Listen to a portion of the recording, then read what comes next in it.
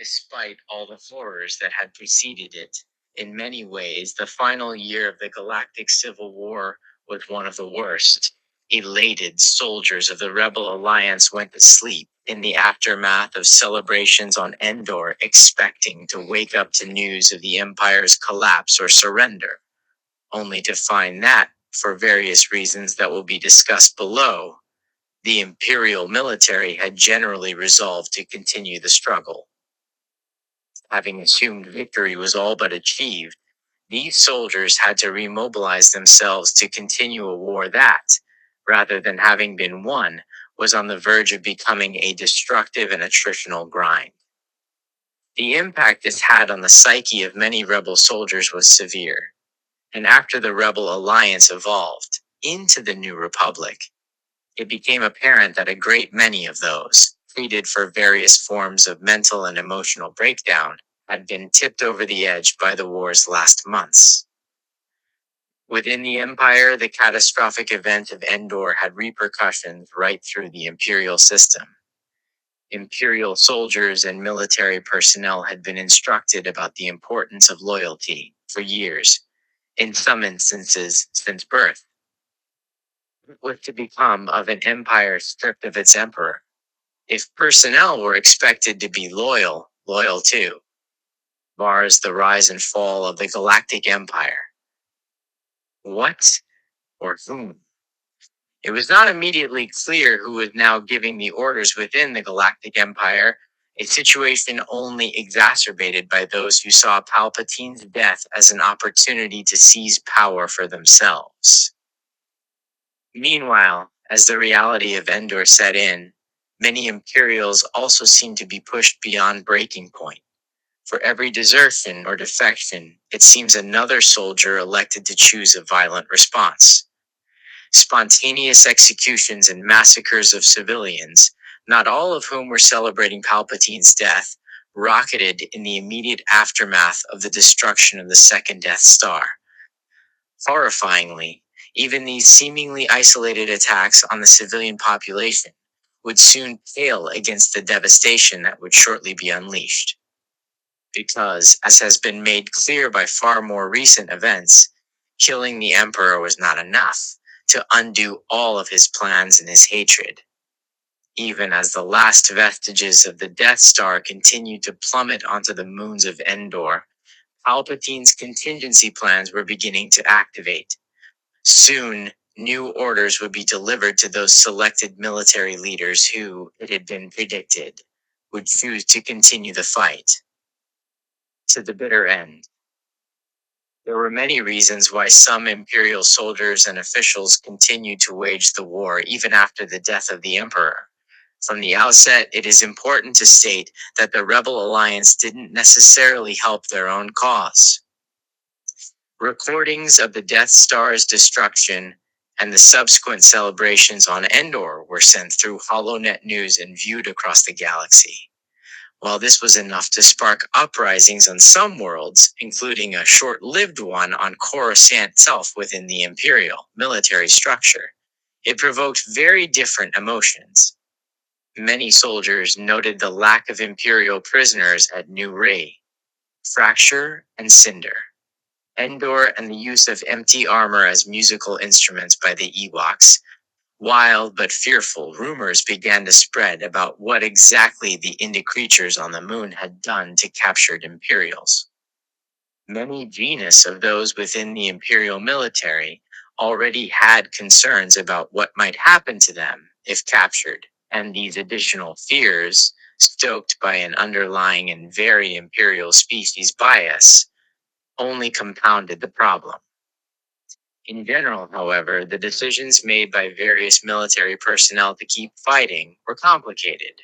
Imperial propaganda had spent years hammering home the point that the Rebel Alliance, or any group that defied the Empire, were set on destroying all aspects of galactic civilization.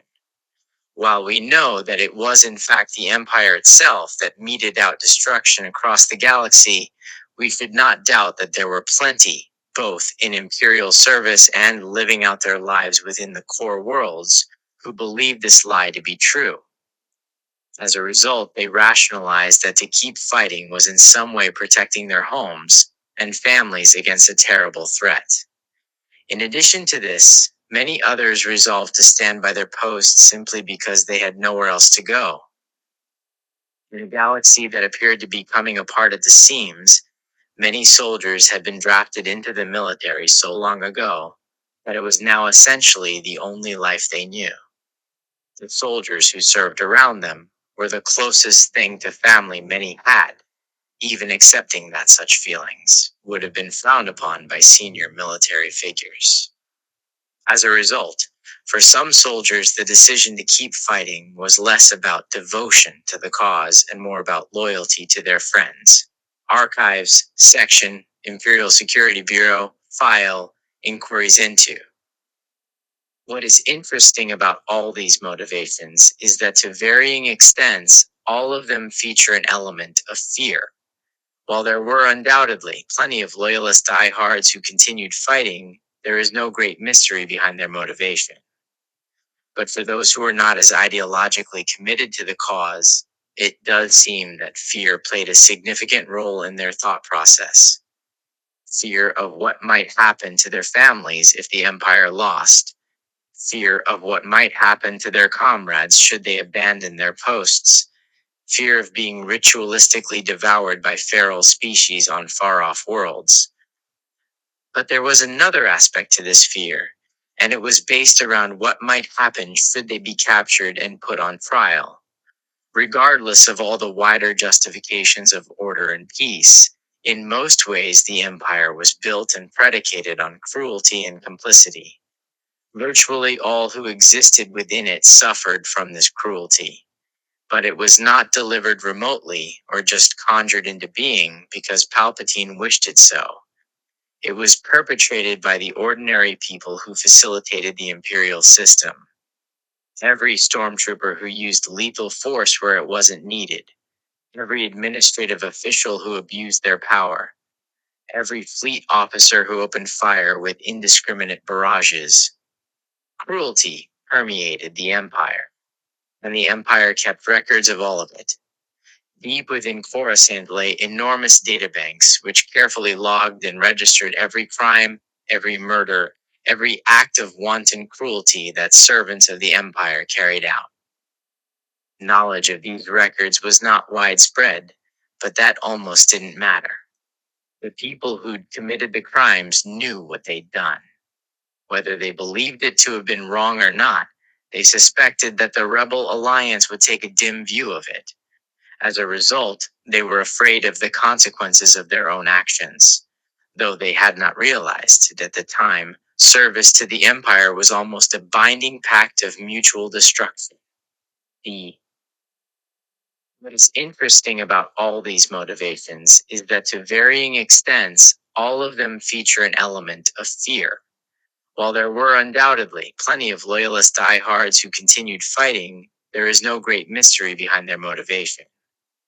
But for those who are not as ideologically committed to the cause, it does seem that fear played a significant role in their thought process.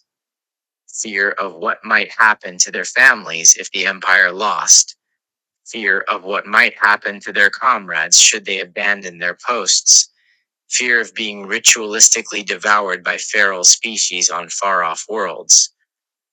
But there was another aspect to this fear, and it was based around what might happen should they be captured and put on trial. Regardless of all the wider justifications of order and peace, in most ways the Empire was built and predicated on cruelty and complicity. Virtually all who existed within it suffered from this cruelty. But it was not delivered remotely or just conjured into being because Palpatine wished it so.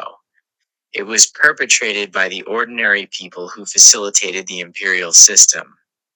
Every stormtrooper who used lethal force where it wasn't needed. Every administrative official who abused their power. Every fleet officer who opened fire with indiscriminate barrages. Cruelty permeated the Empire, and the Empire kept records of all of it. Deep within Coruscant lay enormous databanks which carefully logged and registered every crime, every murder, every act of wanton cruelty that servants of the empire carried out. Knowledge of these records was not widespread, but that almost didn't matter. The people who'd committed the crimes knew what they'd done. Whether they believed it to have been wrong or not, they suspected that the rebel alliance would take a dim view of it. As a result, they were afraid of their own actions. Though they had not realized it at the time, service to the empire was almost a binding pact of mutual destruction. The consequences. New Republic Archives section, Survey of Occupied Coruscant, File Imperial Records Database, Fracture and Cinder, only way that many soldiers thought they could avoid a tribunal and in their worst fears of public execution, was to keep faith with a state that had allowed them to indulge the worst aspects of their own morality.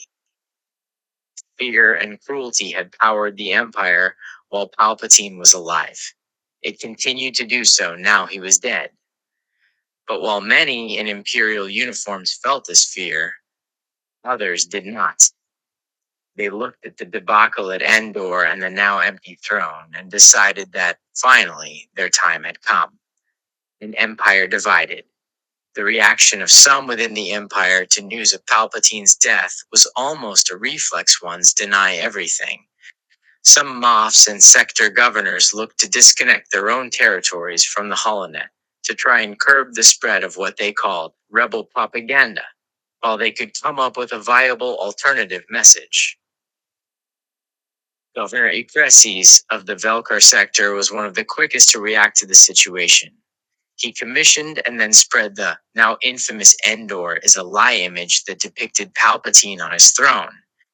Even before getting to the actual thought process behind the image, there are interesting things to note about his actual design. As previously mentioned, the Empire had gone to varying lengths at times to avoid depicting Palpatine's actual appearance, instead relying on older depictions of him from the Clone Wars. Ikresis completely eschewed this in his image by showing the aged and withered version of the Emperor who existed in his later years.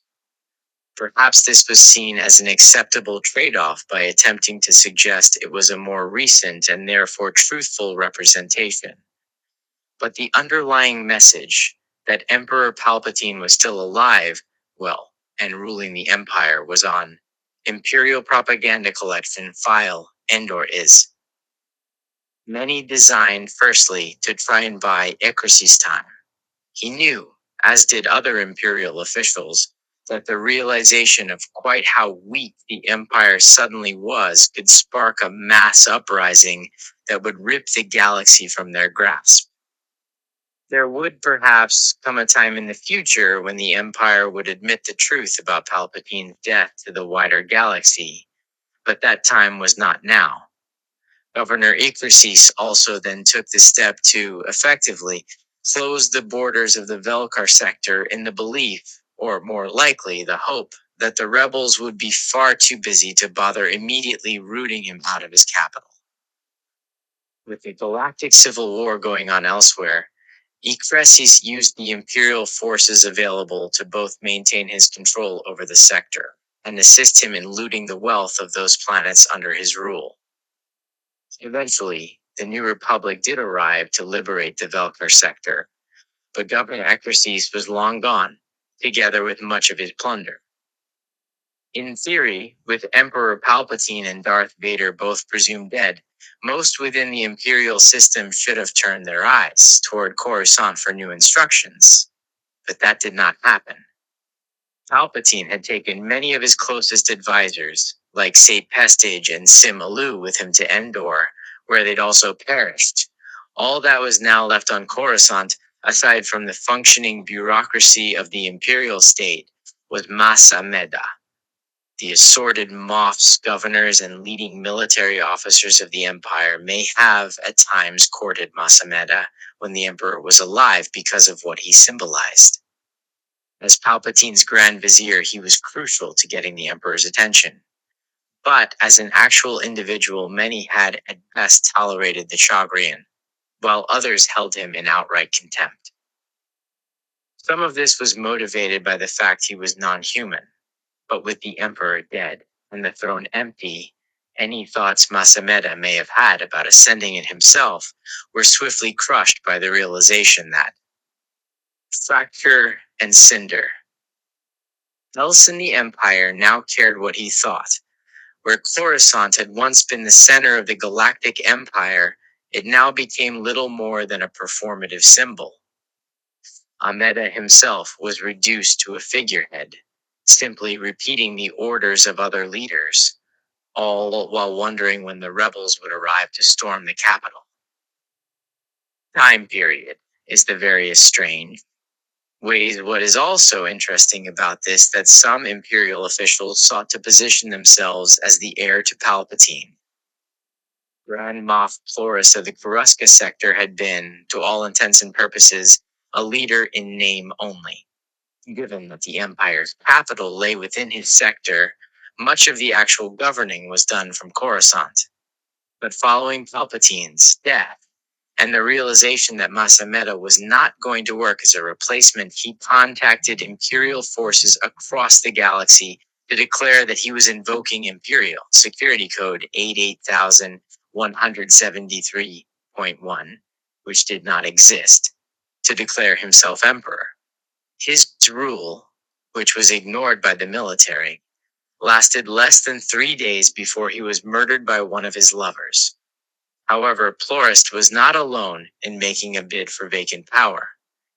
Grand General Levinus attempted to organize his own power base on Carida and declare himself emperor. So did Admiral Rolas of the 14th Fleet. Neither of them was able to inspire much in the way of loyalty, and were by the forces under their control. Those acted quickly to institute what became known as the Iron Blockade of the Anoat system in order to protect his own power base and forces. With the New Republic having to deal with a suddenly disunified Imperial opponent, their forces were spread quite thinly in places, which allowed for Adelhard to achieve some notable military successes. While Adelhard's attempts to bring control of the empire under his own banner were unsuccessful, not least because of what appear to have been issues with other imperial rivals, it took the concerted efforts of the New Republic military and interventions by Leia Organa, Luke Skywalker, and Han Solo to defeat him in the lead up to the Battle of Jakku. 12. Perhaps strangest of all were those who sought to circumvent the imperial military entirely and instead claim legitimacy for the throne through blood. From my own research, I have been able to find traces of at least 7 humans who claim they were Palpatine's son or daughter and therefore destined for the throne. The most famous of these was Lady, an honorific she gave herself, Ederlath Natatius Palapides, who maintained a presence within the Coruscant elite for years after the war, despite the fact there was no evidence whatsoever linking her to Palpatine. A further 9 people claimed to have married Palpatine in a variety of secret ceremonies, and one 19-year-old ensign on Corellia claimed that Palpatine had appeared to him in a vision and ordered him to take the throne. He was executed by an ISB loyalty officer. Given the vacuum left by the apparent death of the emperor, it is not particularly surprising that many within the imperial hierarchy saw a chance to claim the throne for themselves. But most of them made the same error. They believed that by highlighting their often fictional close ties to Palpatine, it would give their claims. Imperial Archives, Section, Anoet Sector, File, Iron Blockade Initiation, New Republic Archives, Section, Military Operations, File, Anoet Sector, and Moff Adelhard. Fracture and Cinder. Doing so, they showed how fundamentally they had failed to understand Palpatine's thought process. The Empire had been carefully constructed with him at its center. A great deal of time, effort, and violence had been spent ensuring that nobody but Palpatine could ever sit upon the throne. He had no intention of sharing that power in life. He had even less interest in bequeathing it to another in death. There was no heir apparent, partly because Palpatine did not intend to ever die. But in the event that he did, he was not going to have his empire presented to someone else. He intended to burn it and the rest of the galaxy to the ground in punishment. Operation Cinder. The actual timeline of what became Operation Cinder is difficult to fully unravel. In some way, and it remains unclear how, the moment of Palpatine's death set in motion a series of events that would lead to the deaths of millions, possibly billions. During his reign, Palpatine appeared to have overseen the construction of very specific and unusual droids known as Sentinels. Luke Skywalker witnessed a construction facility for these on Vetine in the months after Endor. 15. Behind their glass faceplates, a hologram of the Emperor himself was projected.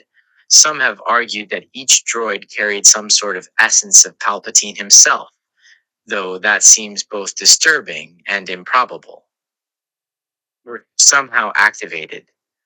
Following Palpatine's death, these droids and began to disperse across the galaxy to locate specific Imperial units and personnel.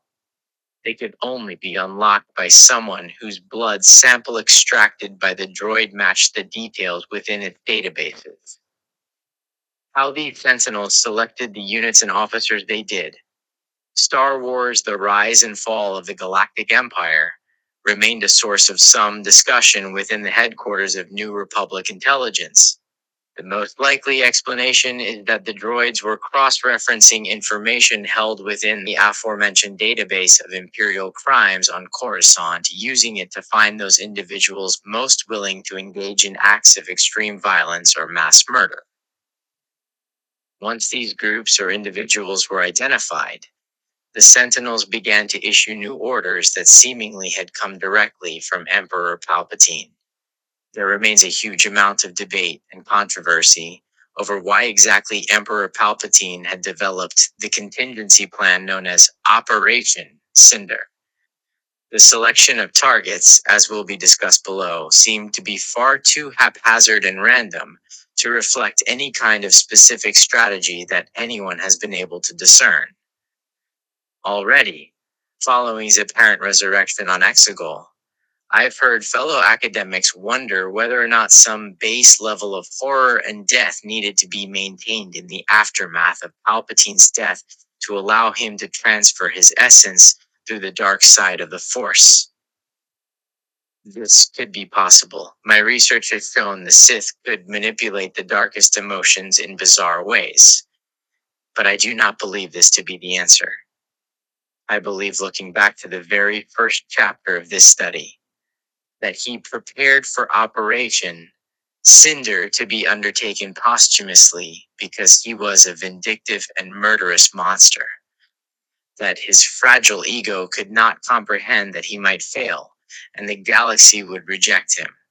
As a result, all but particularly those within the Empire had to be punished for failing him in life. It is hard to draw any other conclusion regarding Operation Cinder than that it was motivated almost entirely by spite. The outcomes were horrifying. There has long been an assumption that the weapons used in Operation Cinder were entirely based around manipulation of the weather. This is only partially true. While a great many of the atrocities did utilize some form of satellites that could exacerbate climatic conditions on different worlds, there were numerous examples where ordinary turbolaser bombardments were used. In the years after the massacres, many wondered why these weapons were used at all, when the Empire clearly possessed the technology linked to the Death Star superlasers. My theory, having now encountered the smaller superlasers attached to the Star Destroyers at Exegol, is that it seems plausible that most superlaser technology within Imperial hands before Endor had either been deployed on the Death Stars themselves, or funneled out to Palpatine's secret fleet. This left Imperial forces with only experimental or traditional weapons available to them. On worlds like Naboo and Vardos, the Empire deployed specially designed satellites into orbit that, through coordination of carefully calibrated lasers, began to destabilize the weather and climate in hugely destructive ways.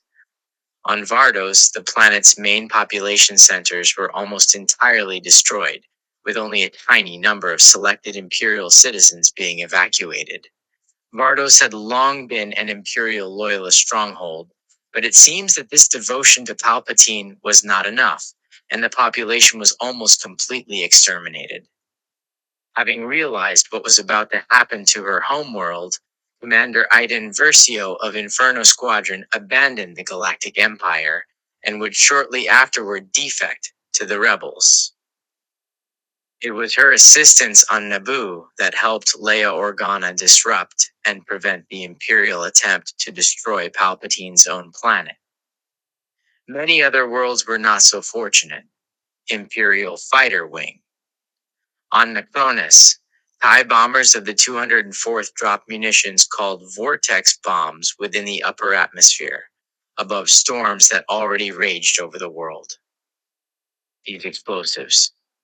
Star Wars: The Rise and Fall of the Galactic Empire dramatically increased the speed and power of the storms so that they began to spread destructively across the entire planet. Though Rebel Alliance forces attempted to prevent the attack, they were unsuccessful and suffered significant casualties. As a result, the whole population was wiped out. Burnin Khan, by way of contrast, was a planet with significant volcanic activity.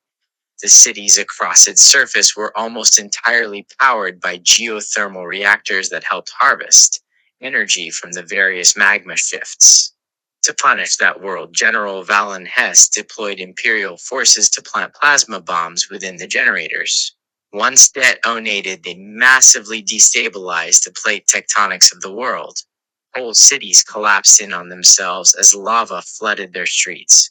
In one major population center, Strakonis, a series of volcanic eruptions took place almost immediately after the detonations, destroying the city and costing the lives of the Imperial division deployed there, who were cut off from their escape route and left to burn with the rest of the population. But these attacks were not the only atrocities carried out in the aftermath of Endor. Others occurred that may not even have fallen under the heading or criteria of Operation Cinder. On Coruscant, wild celebrations broke out even on the upper levels of Imperial City. Statues of Palpatine were pulled down, and crowds of protesters attacked Imperial stormtroopers. This unfolding revolution was soon halted by the arrival of greater Imperial forces, who opened fire indiscriminately on the crowds and soon swept them back into the city's subterranean levels. 22. On Mandalore, Moff Gideon authorized the purge of the planet and the wholesale destruction of its cities and population. Everywhere you looked across what had once been the Galactic Empire, whole systems suffered and died. Rebel Alliance Archives, Section, Operation Cinder, File, Necrones Rebel. Alliance Archives, Section, Operation Cinder, File, AAE Rebel Alliance. Burnin Khan Archives, Section, Coruscant File, Attempted Revolution to Eyewitness Reports. As further examples of death and destruction were carried out across Imperial worlds, it still remains difficult to understand what exactly Imperial forces thought they were gaining by launching these attacks. While we can ascribe Palpatine's orders to petty vengeance, why did so many Imperial forces follow them? Was it simply out of blind loyalty to a dead emperor? The targets selected were, with some exceptions such as Mon Cala, mostly loyal Imperial worlds. What was it about these worlds that made them prime targets for Palpatine's revenge? Some of them were so obscure as to be almost unheard of even by the Rebel Alliance. It has been this aspect which has led many to wonder if the forces carrying out Operation Cinder were essentially opportunists, attacking the most convenient and less defended options. However, there may be more to the target selection than previously thought. When records of Imperial resource deployment are cross-referenced against Operation Cinder targets, a remarkable correlation begins to emerge. It certainly appears as though significant funds were diverted toward various censored black sites on many of these planets. 23. Was this then an additional purpose of Operation Cinder? To destroy the most sensitive records of what the Empire had actually been doing, and in addition, to murder all the witnesses? What information was eradicated during these attacks? What else was the Empire hiding? Destroying civilian populations. Regardless of the underlying motivations, Latians was not furthering the Empire's war effort or overly burdening the rebel alliance. The Empire was simply immolating itself. Perhaps this was also the point. Maybe those carrying out the atrocities believed that if they could just kill enough disloyal civilians or perhaps eradicate one more planet, that the Empire would be purged of the weaknesses that had brought it to this point. Perhaps it would, newly purified, rise up to victory against the rebel alliance and prove itself worthy of the end supply. Rob Palpatine had invested in his most loyal soldiers. This rationale WWS to be utterly ludicrous now. It is genocide and mass murder masquerading as reason. But it does provide us with an important lesson, and something we should all endeavor to remember as we reconsider the Empire and Emperor Palpatine could issue however many murder house orders he wished. But no deaths would have occurred if others had not accepted them blindly and perpetrated the atrocities. The worst crimes of the Empire were not simply rooted in the desires of the man who sat upon the imperial throne, but rather within the actions of those willing to discard their own morality, simply because they were ordered to do so. Those who resolved to murder their fellow imperial citizens did so willingly. We should never forget that. How, though, should we remember those who died in the storms and infernos unleashed within Operation Cinder? As previously noted, many would easily have been described as loyal Imperials up until the moment of their deaths. Many had supported Palpatine's reign and quite possibly benefited from it. Should their ultimate betrayal absolve them of the guilt of having previously watched other worlds burn and yet stayed the course? There is always the temptation to give in to feelings of retaliatory violence when confronted with examples like this, to declare that these people accepted imperial genocides elsewhere, so it is only fitting that they suffer in discovering the error of their ways. But I can take no solace in mass murder. Having recently witnessed worlds and populations eradicated by the First Order, death and destruction are not justice. In many ways, the Empire always traded in violence, whether it used it against its enemies or its own population. The result was always the same. So many lives were lost to the ego of a dead emperor and the willingness of his forces to commit the worst crimes imaginable. As the galaxy Palpatine had once ruled began to burn, the war dragged on and yet more lives were lost. The end, when it came, was not soon enough. Chapter 22. The Road to Jakku. While Operation Cinder unfolded, the war between the Galactic Empire and the Rebel Alliance, now in the process of evolving into the New Republic, continued to rage. Previously, the Empire had held many of the advantages in infrastructure, manufacturing, and military strength, but the situation was rapidly degrading for them. With the outcome of the conflict seemingly no longer in doubt, systems were flocking to join the rebellion and providing them with increasing quantities of weapons, ships, and soldiers. Furthermore, the Rebel Alliance was learning from each engagement at a much faster rate than the Empire. Having successfully taken down numerous Star Destroyers at Endor, they were now beginning to perfect their combat tactics against them, with the benefit of the additional firepower they were accumulating. Previously secure strongholds or key strategic locations such as Kuat suddenly found themselves on the front lines. The once mighty Imperial fleet was beginning to buckle. For the Imperial forces was the ongoing goal Of additional concern, lapse of the chain of command.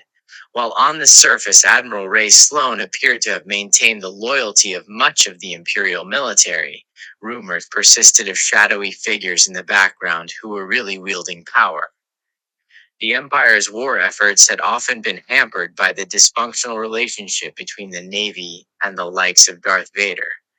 But there had at least been no real confusion over where the orders originated or who was in charge. That clarity of command had evaporated since Endor, and increasing numbers of Imperial forces were either going rogue or receiving conflicting orders from within the surviving hierarchy. This lack of transparency regarding either the loyalty of some military forces or their real mission further accelerated the collapsing cohesion. The empire that had originally been planned to stand for 10,000 years unraveled in just a single year following the death of the emperor. But these final months would not be a straightforward march to victory for the emerging New Republic. The sudden apparent proximity of victory was already leading to debates within their command hierarchy of how best to finish the war and what sort of government should be put in place at its conclusion. The rebels had never needed to spend a great deal of time governing while waging war. The New Republic did not have that luxury. The decision to pursue a peace attempt with what was left of the Empire would result in a betrayal that would cost the lives of many on Chandrila, stiffening the New Republic's resolve in forcing one final confrontation with the Galactic Empire designed to extinguish its evil forever.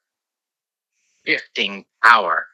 Having spent much of the Galactic Civil War trying to scrape forces and soldiers together while the Imperial fleet had all the advantages of major shipyards and supply lines, the likes of Admiral Jial Akbar and General Hera Syndulla were well positioned to seize the advantage when the momentum swung after Endor. While the New Republic military was now expanding exponentially, its leaders recognized both the deficiencies in their own armaments and the need to try and further cripple the Empire's war machine.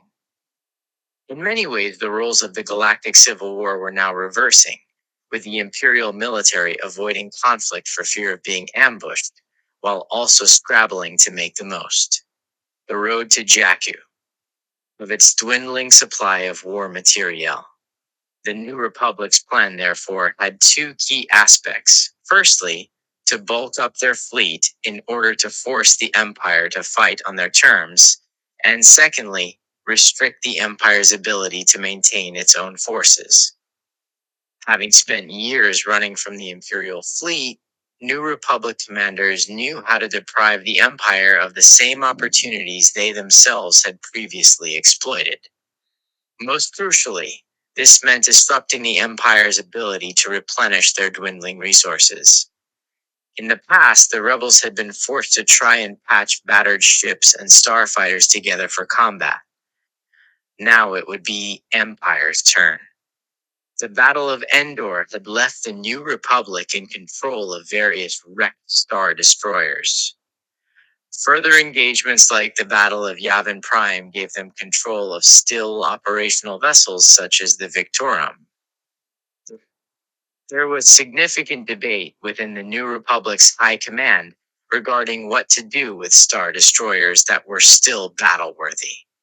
There were plenty who believed that they should be sent back to the front lines with new crews to fight the Empire. And, indeed, several vessels, such as the Deliverance, saw exactly that outcome. The rationale given was that the easiest way to end the Empire's oppression was to win the war, and the quickest way of doing that was to draw on every weapon available. However, the Star Destroyer had long been a symbol of the Empire's tyranny and destructive tendencies, and the idea of reusing them with a New Republic crest on their hulls was not universally popular. Fortunately, an alternative option was now available. Imperial weaponry, file, battle of, in secret, the New Republic had been constructing a new battleship at the Nadiri dockyards, largely out of parts of repurposed Star Destroyers. They called it Project Starhawk. The prototype Starhawk possessed a tremendous amount of firepower and the ability to carry numerous fighter squadrons. This meant it could certainly outgun most vessels within the Imperial fleet outside of the superstar destroyers. But that was not its main benefit. Its designers had brought together the tractor beams from scrapped and destroyed vessels to create something 10 times stronger than normal. This tractor beam was more than capable of holding an opposing Star Destroyer in place, or even dragging it around the battlefield, where the Empire had tried to use interdictor cruisers to prevent rebel ships from escaping, but had failed to deploy them in sufficient numbers. The Starhawk would use its tractor beam. The first use of this new weapon was during an ambush of the Imperial Star Destroyer Overseer at the Xavian Abyss. The Overseer's commander, Captain Teresa Carroll, was outmaneuvered by her longtime opponent, Commander Lyndon Javies, who lured her into a trap. The Starhawk then successfully froze the Overseer in place, preventing its immediate escape before dragging it into the path of an asteroid. 5. Heavily damaged, the Overseer was forced to make a blind jump into hyperspace. The first test of the New Republic's latest weapon had been a resounding success, and it returned to the Neary shipyards for fine-tuning. However, the action brought Project Starhawk to the attention of Grand Admiral Ray Sloan, who launched an attack on the shipyards in an attempt to destroy both the prototype and the scientists behind its creation, therefore robbing the New Republic of both the expertise to replace it. The attack was a partial success, in that both weapon and New Republic Archives, Section, Military Operations, File, Xavian Abyss Report from Commander Lyndon Javies Imperial Archives, Section, Imperial Navy Operations, File, Order to Disrupt Project Starhawk. The road to Jakku. The Starhawk and Commander Javies' cruiser Temperance were badly damaged and could only undertake a slow retreat. This attempt to flee came to an end at Galatan, where a fleet of Star Destroyers aimed to block the Starhawk escape and complete the destruction of the ship. However, the battle was a disaster for the Imperial forces. The already badly damaged Starhawk was sabotaged by New Republic pilots to ensure that the tractor beam generator would catastrophically overload. The ship was then put on a collision course with the exposed core of the shattered moon of Galatan.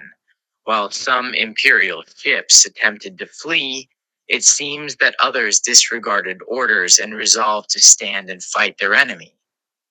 When the Starhawk collided with Galatan, the explosive shockwave destroyed at least 6 Star Destroyers and numerous supporting vessels. While the prototype was lost, the scientists behind its creation had survived, and the production of more ships in the class would continue. For the Empire, the loss of so many heavy capital ships was a disaster, especially as replacing them would soon no longer be a viable option. During the years between Yavin and Hoth, the Empire had spent a considerable amount of time and resources trying to locate rebel bases in industrial centers.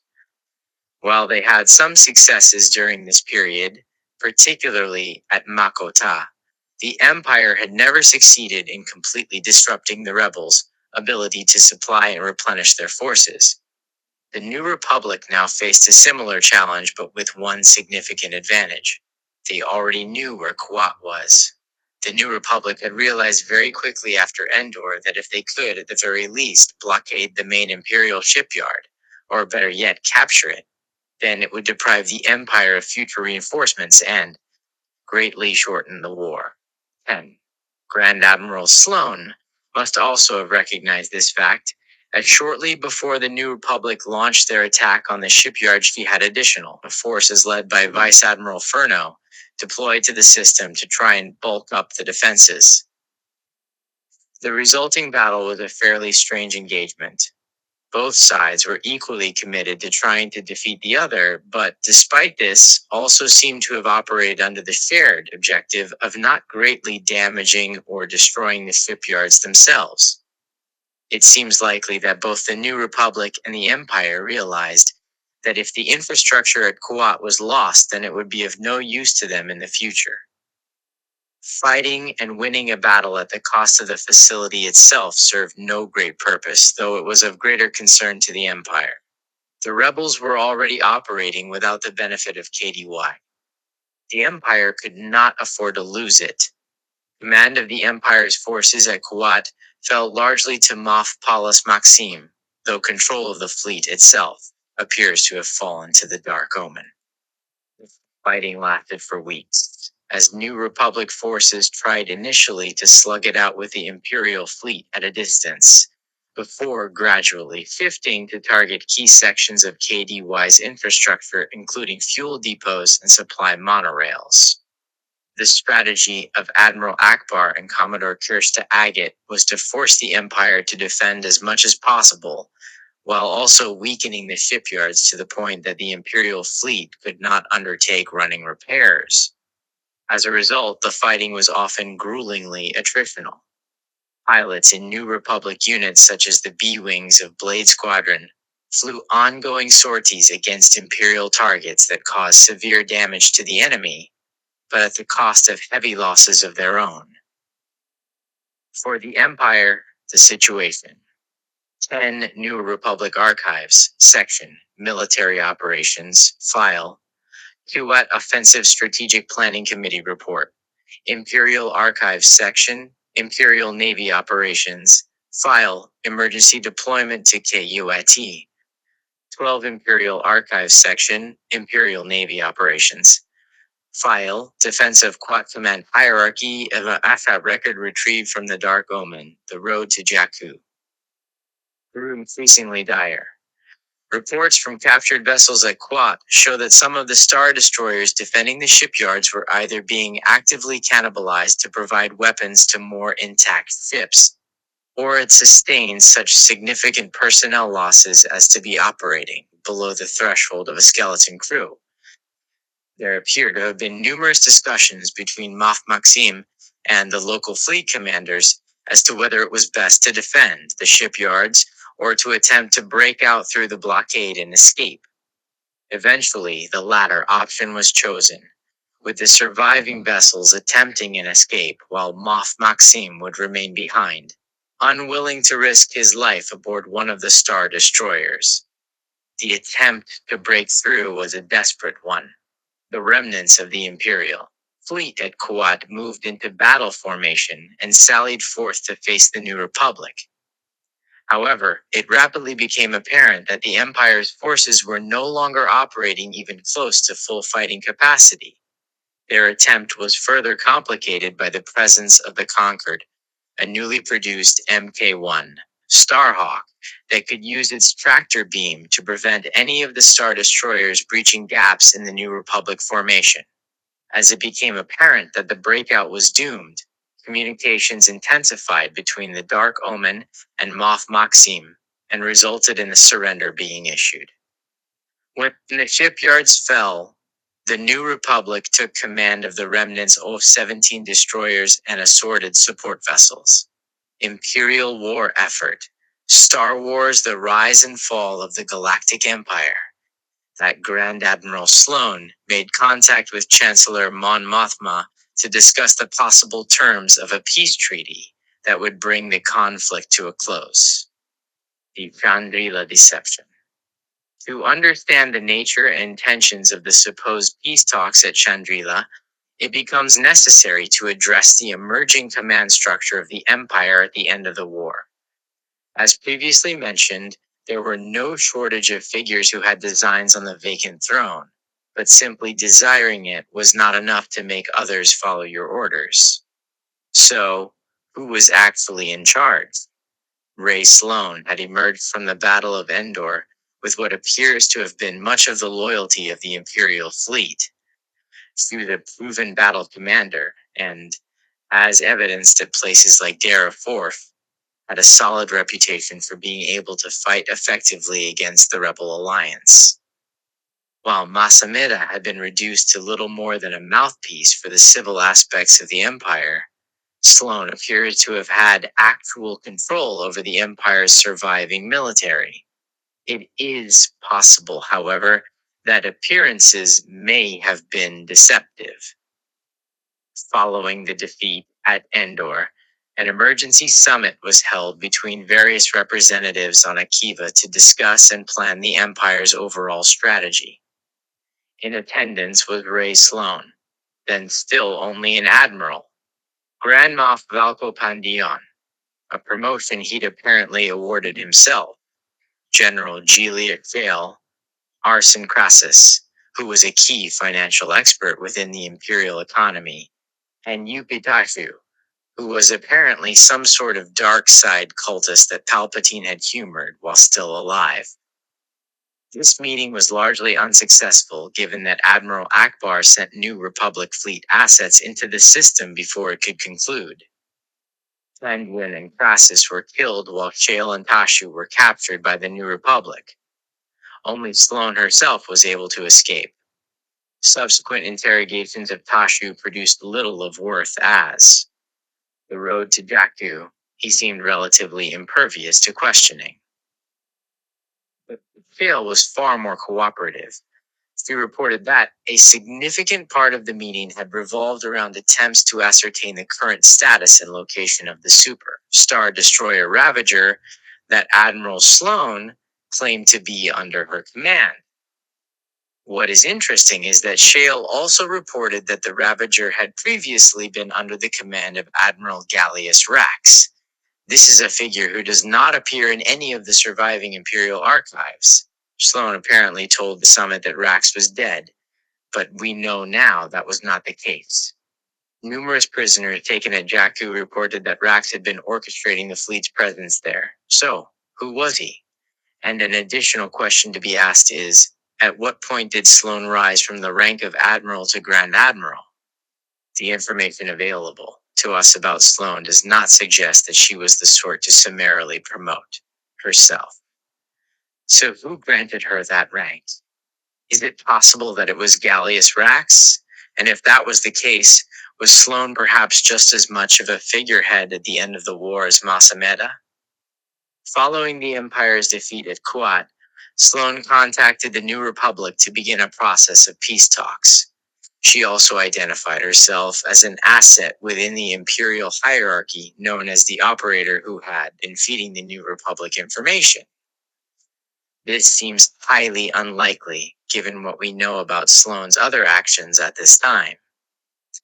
I do not believe that the Imperial leader who was so proactive in trying to destroy the Starhawk project and who sent additional ships to try and defend Kuat was also aiding the New Republic. Regardless, the New Republic, eager for peace, accepted Sloane's admission and arranged New Republic archives, section, Imperial prisoners, file. Yupe Tashu file outlines Tashu as uncooperative. New Republic archives, section, Imperial prisoners, file. Gilia Hale interrogation section, Imperial analysis, file. Admiral Ray Ator.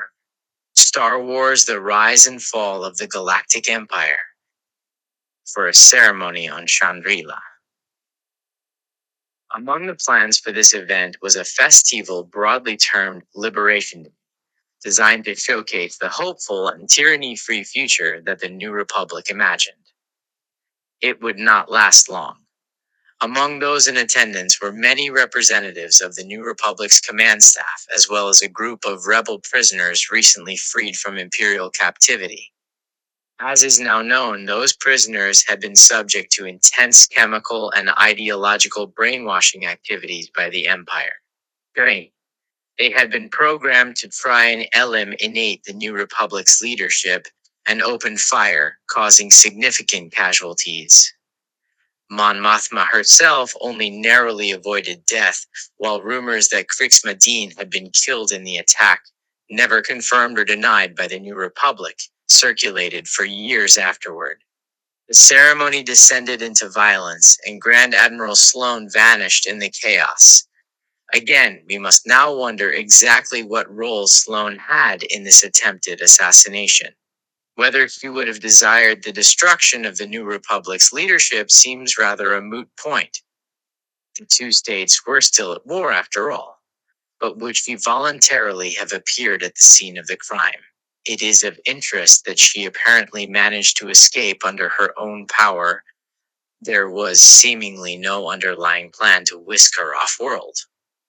Although there were later reports of her being seen on Jakku, it is clear she was not in command of that battle, and it would take years for the New Republic to properly account for her fate, though many of those files remain heavily embargoed. If Sloane was no longer in command of the Imperial fleet, then who was? Many of the signs point toward Gallius Rax as the one in control behind the scenes, who now gathered the apparent remaining. Last stand. That if Gallius Rax hoped that the presence of the massed Imperial fleet, including the long-absent superstar destroyer Ravager, would provoke an immediate reaction from the New Republic, he was likely disappointed. No sooner had the New Republic Senate been established than it appears some within it proved to be open to exactly the sort of corruption that had marked the previous Republic, and it took time for a resolution authorizing military action at Jakku to gain approval. While he waited, Rax seems to have initiated a variety of training programs for the gathered Imperial forces that were designed to, for want of a better term, brutalize them into an almost feral state. Whatever it was that Rax had planned, he appears to have wanted to burn away what little restraint or compassion that still existed within the Imperial military. This may not have been a battle that Rax intended to win.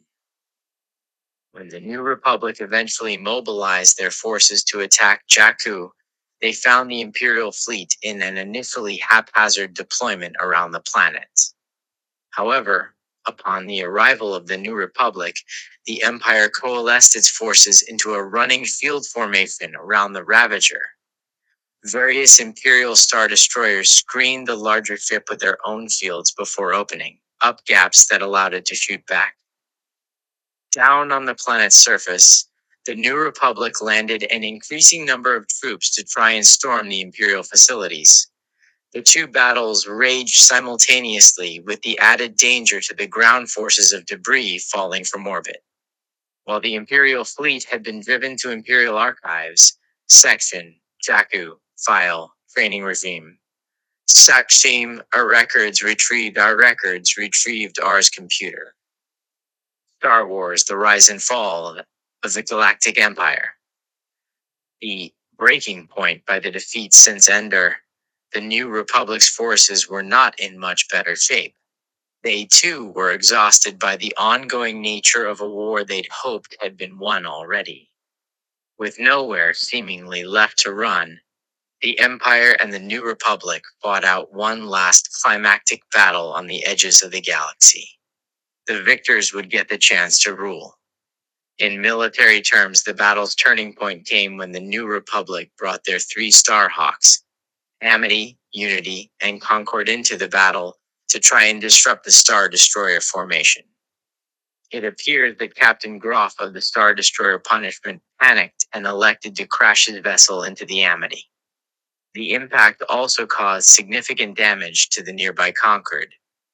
It was at this point that Commodore Agate of the Concord sacrificed her own life in order to secure a New Republic victory. As her ship fell into Jakku's gravity well, its weaponry opened fire on the Ravager, and then its huge tractor beam dragged the Superstar Destroyer out of orbit behind it. The two ships crashed into the planet's surface, causing huge casualties, and the Imperial formation in orbit began to disintegrate. While the battle continued to rage for some time, Imperial morale and forces dwindled, and ships and units began to surrender. Amid the chaos in orbit or on Jakku's surface, the Galactic Civil War was finally coming to an end. But had this been its intended end? New Republic pilot Nora Wexley attempted to rescue her husband, who had been one of the brainwashed assassins on Chandrila, from Jakku, and located him within an installation generally referred to as the observatory. 24 New Republic scientists who examined this facility reported that the technology within it was capable of disrupting the planet's core, and therefore destroying the entire world. While it had not been fully initiated, during the battle, it appears that this facility was activated and operational. Perhaps this had been Rax's plan? To lure the New Republic fleet into a battle at Jakku and immolate both them and the forces of the Empire. But to what end? What was the planned outcome of this mutual destruction? Nora Wexley reported that she saw Grand Admiral Sloane kill someone who was, presumably, Rax in a confrontation within the observatory, and that she vanished shortly afterward. Sloane was not the only leading Imperial officer to be missing at the conclusion of hostilities. Many more had disappeared in the war's final days, and there were numerous ships, including the Emperor's flagship superstar destroyer Eclipse, that were unaccounted for. 26. Given recent events, it seems likely that many of these personnel and weapons made their way into the unknown regions to bide their time. In the aftermath, confronted with an opportunity to finally achieve peace, the New Republic understandably took it. With the Imperial military defeated, suddenly Masameda was the only recognizable figure left in the Empire's hierarchy. He agreed to sign the Galactic Concordance Treaty that would end the war. 27. On Jakku, the remnants of the vaunted Imperial fleet were left to decay beneath the dunes, a symbol of a regime that all hoped would be lost to the sands of time. However, this was not the end. Having won their war against the Empire, the New Republic now had to take control of what remained of the galaxy's infrastructure while also deciding how best to heal the rifts caused by the brutal conflict. Truth and reconciliation. Key. The end of the Galactic Civil War and the collapse of the Empire represented the ultimate victory for what had once been the Rebel Alliance. However, the New Republic found various distinct challenges amid their triumph. The vacuum left by the departed Empire required filling, and in many ways, this was easier said than done. As mentioned in previous chapters, the New Republic was largely composed of soldiers who had waged and been exhausted by war. There was not necessarily much administrative experience within their ranks. The return to public life of ex-senators who had been dismissed by the Empire was of some help, but not universally so. The new government had to face up to the fact that most contemporary knowledge of actually running the galaxy now resided in those who had until very recently been on the opposing side of the war. Reconciling this was not going to be easy in the latter. This was not the only problem facing the New Republic days of the war. The Imperial military had disintegrated, even before the final crushing defeat at Jakku. As a result, the New Republic was now in possession of countless ex-Imperial prisoners. Processing them would require time, resources, and space. But how much preference could the housing of prisoners of war be given, when there was also a burgeoning refugee crisis? The collapse of the imperial state had led to the discovery of just how many prison, labor, and concentration camps existed across the galaxy. The prisoners there also now required help. Where was the New Republic supposed to direct its attention? And what would be the fate of those who had served the Empire to the bitter end? There are many voices who clamored for vengeance and harsh punishments for those who had oppressed the galaxy. Could an enduring peace be built upon such foundations? What were the limits of justice? But perhaps the most difficult issue was one that was not entirely within the New Republic's control. Because the Galactic Civil War had not just been played out on distant battlefields and star systems, it had split families apart. There were some who, for various reasons, had viewed those who suffered under the Empire as having brought it upon themselves and therefore deserving of it. Those for whom loyalty to Palpatine or compliance with the law was a way to live your life. Others saw the Empire's crimes and were either repelled by them or horrified by the precarious nature of existence in a totalitarian state. These two states of being could not easily survive under the same roof.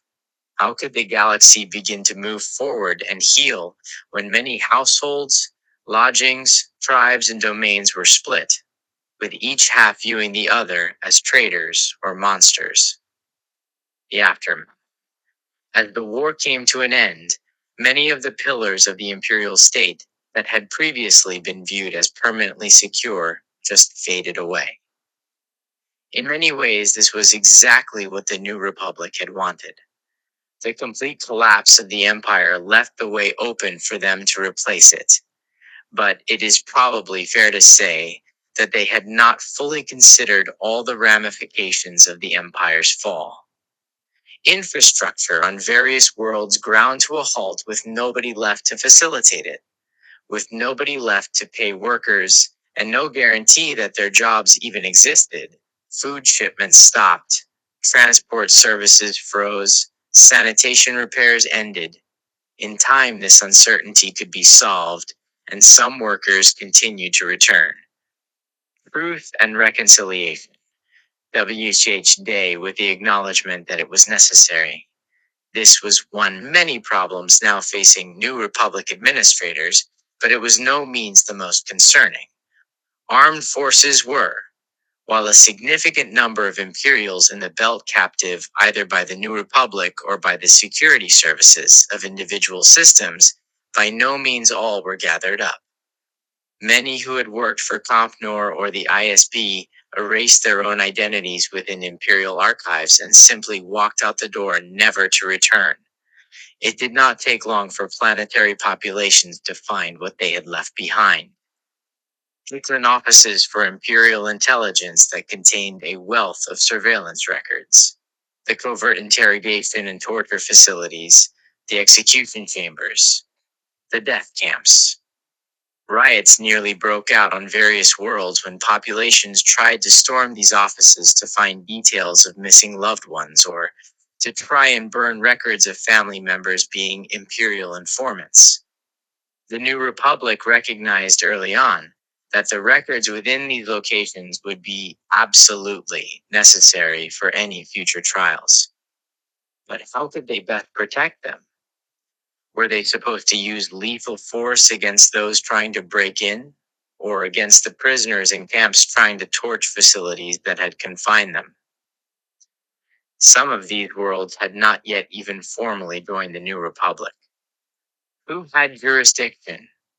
Did the demands of justice and history override the claims of innocent civilians to know what information the previous government held about them, and then to destroy it if they so chose? Empire and New Republic led to a period of the transition between almost peculiar lawlessness.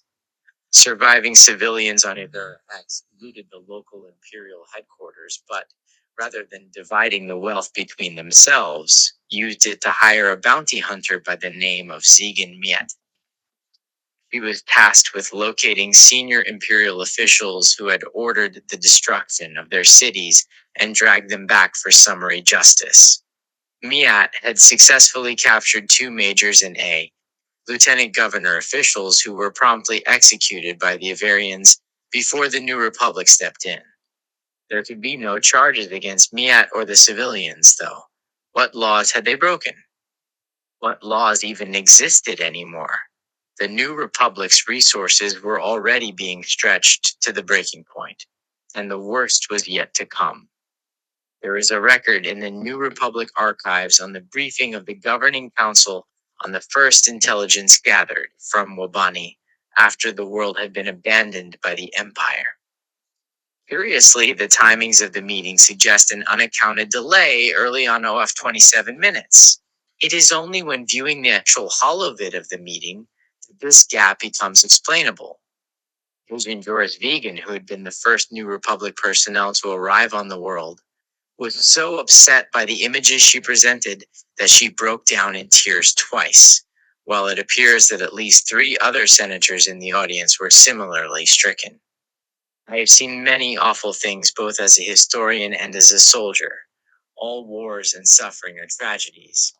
There is no hierarchy of horror. But even so, I wish I had not seen the evidence she presented.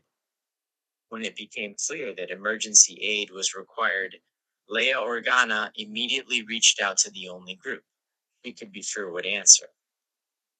Within days, 3 heavy freighters full of bacta and food were chartered and delivered to Obani, all paid for and piloted by Alderanian refugees, led by Commander Rutawan Cantor. It was a start, but it was not enough. Not for the entirety of Wabani, nor for the entirety of the galaxy. While the Empire was gone, the suffering it left behind continued. Republic Archives section, Bounty Hunters file, Zegan Miat testimony, New Republic Archives section, briefings on ex-imperial systems file, Wobani notes. New Republic Archives section, briefings on ex-imperial systems file, Wobani Halovid Ide.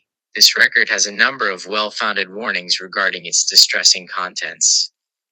EAA Republic Archives section, relief efforts file, Alderanian convoy to Wabani, Leia Organa's official request.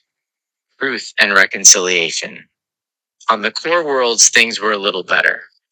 These systems had not been occupied or devastated in the way that others had, and there remained enough of a bureaucratic infrastructure to govern the worlds. But many of those who had previously held power found themselves forced out, tarnished by their service to Palpatine's regime. Suspicion weighed heavily across many planets. Those who had cooperated with the Empire were viewed as being complicit with its worst crimes. Those who had long been occupied by imperial forces did not necessarily know any other way of life, and were also viewed with suspicion by those who wondered if they would always harbor some desire for the return of the Empire. Entire cultures had effectively been institutionalized. Freedom and liberty were exciting concepts, but they were not solutions to every problem. The galactic economy began to shrink into recession at just the point when the New Republic needed funds more than anything else. Aid, medical supplies, and food were not free. There was scarcely enough to go round. Soldiers and fighter pilots also needed paying before they were demobilized. Many of them had been left scarred and traumatized by their war service. Some would now return to worlds and families who had previously rejected them for turning against the Empire. Could they even go home at all? How was any of this supposed to work? Having won the war, the sudden peace threatened to rip the New Republic apart, able to look at events and analyze and understand them. I'm supposed to be better than this, and yet I feel so angry and filled with horror. I felt that way at the end of my own war, and the research for this study has only exacerbated it. And I do feel the pull toward revenge, to see the people who committed these awful acts punished. But not just them, the ones who stood by, who facilitated, who watched. And my war only lasted a fraction of the time of the Empire. I do not know how Mon Mothma, who had worked toward peace for decades, having seen the Empire unfolding before her, and Leia Organa, who watched her whole world be destroyed, were able to stand up at the end of their war at the point of victory and understand that vengeance would not solve the galaxy's problems, that the only way forward was to give people something to believe in. They needed it after Jakku in the same way that I think we need it now, as the New Republic tried to get a grip of the situation in the aftermath of the war. The newly forming Senate passed various pieces of emergency legislation designed to begin overhauling the old imperial legal framework and give the new state license to govern. However, the implementation of new laws and rules was not the most important part of this process. The Empire had plenty of laws and rules. The problem with them was that they operated in a similar manner to a hand of sabacc cards, constantly changing at random. What the New Republic needed to provide the citizens of the galaxy was not a new set of laws, but rather an understanding of what justice and the law consistently and fairly applied could look like. They had to see that life under the New Republic was better than its equivalent under the Empire. that they did not have to be afraid anymore, and that transgressions of the law would be treated the same in every instance. This would not take place overnight, and there were undoubtedly setbacks, but it was a crucial first step: truth and reconciliation. The new republic also recognized that in order to try and direct proceedings across the galaxy, they would need to make use of as much of the bureaucracy that still existed. This meant Coruscant. There appear to have been many, fairly heated debates about whether to shift the new republic's capital from Chandrila to Coruscant. Those in favor argued that it had been the seat of the republic before the empire. One of those against pointed out that in order to avoid the appearance of becoming a new empire, it might be best to avoid moving straight into Palpatine's old house. However, the tools and levers of power were located on Coruscant. Even if it was only to be for a short while, the new republic needed that system. The world had previously been promised to Masameda, but he continued to cut a variety of highly advantageous deals with the new government that kept him out of prison and living in a style to which he was accustomed. Many symbols of the empire were quickly removed or publicly destroyed to try and banish the specter of the fallen regime. This was not an easy time for Mon Mothma. There were any number of issues related to trying to build a new government, but perhaps one of the most pressing was both political and personal. While her roots were in the democratic mechanisms of the Senate, she had been a wartime leader for years.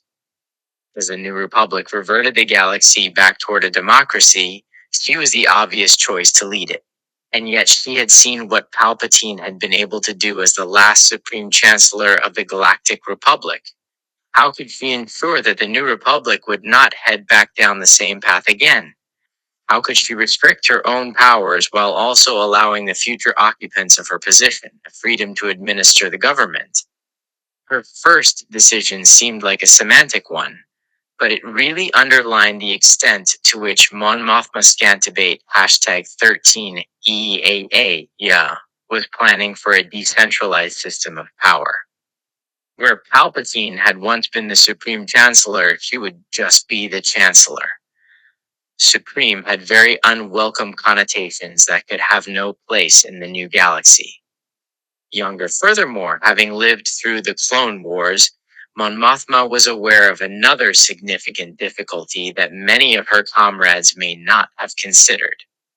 The Empire had been born at the end of that conflict, and had swiftly begun the process of reabsorbing or conquering those worlds that had been part of the Separatist cause and seceded from the Republic, trying to convince the populations of those planets that the solution to imperial tyranny was a return to a form of republic that they had once rejected was not going to be easy. Perhaps in partial response to both these issues and the lingering shadow of Palpatine's rule, she began instituting a variety of checks and balances on both her own personal power and that held within the Senate. One of the enduring criticisms of the previous republic was that the bureaucracy had slowed the body politic to the point of inaction. Mon Mothma must have been wary of doing the same, but at the same time, how else could she show the people that power controlled, at the whims of a single individual, was designed to be abused? This process was then coupled with the implementation of her planned military disarmament act. This was probably the most controversial policy that Mon Mothma forced through. Her reasoning was that violence and centralized armed forces had long ruled and ruined the galaxy, that a large standing military would always produce the circumstances for further conflicts. Peace could not be achieved through the mass stockpiling of weapons of war.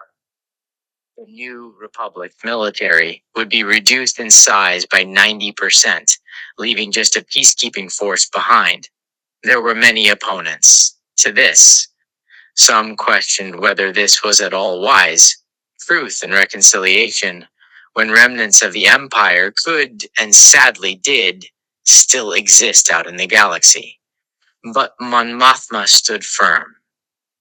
The new Republic, as will be discussed in the next chapter, had various flaws and weaknesses, but to just focus on those is to misunderstand the rationale behind decisions such as these.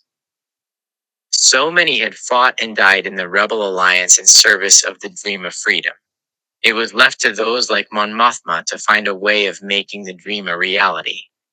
As so many others were, as I myself may be, perhaps she too was scarred by her wartime experiences, so desperate to avoid the appearance of empire that she rushed the new republic too quickly into changes it was not ready to make.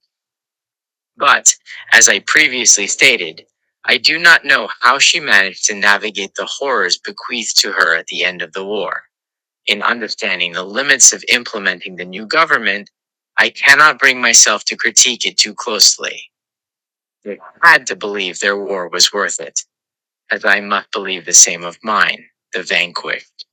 While the New Republic and Mon Mothma struggled to find ways of building their new government and helping those emerging from the shadow of imperial tyranny, it was not the limit of their problems. They now held, in various prisoner of war camps and other facilities, significant numbers of ex-imperial personnel from various branches of the military, Compnor, the ISB, and governing positions. What was to become of them all? To begin with, the New Republic had to try and identify exactly who they now held. Most prisoners saw no reason not to give their real identities, especially as many had been captured with their command cylinders, or similar. But undoubtedly among the mass were those individuals wanted for high crimes against the galaxy. A wide-scale process of interrogation and questioning would have to be instituted in order to identify all these people, and also try and gather information as to the extent of their potential crimes. Responsibility for this was split between various new Republic intelligence agents and specially programmed droids, a system of evaluation based upon each individual's perceived value and risk was applied in various combinations. Those identified as being high value, meaning they were either notable Imperial officers and leaders or possessed important information, always caught the attention of interrogators first, while those deemed high risk were kept in secure locations to prevent either escape or suicide attempts. For those who registered further down the rankings of value and risk, the wait for processing could take a very long time. It was also causing plenty of issues within the New Republic regarding what to do with these prisoners when processed. Not every Imperial who'd worn a uniform could spend the rest of their lives in prison. Where were they supposed to go? Would they be welcomed into New Republic worlds?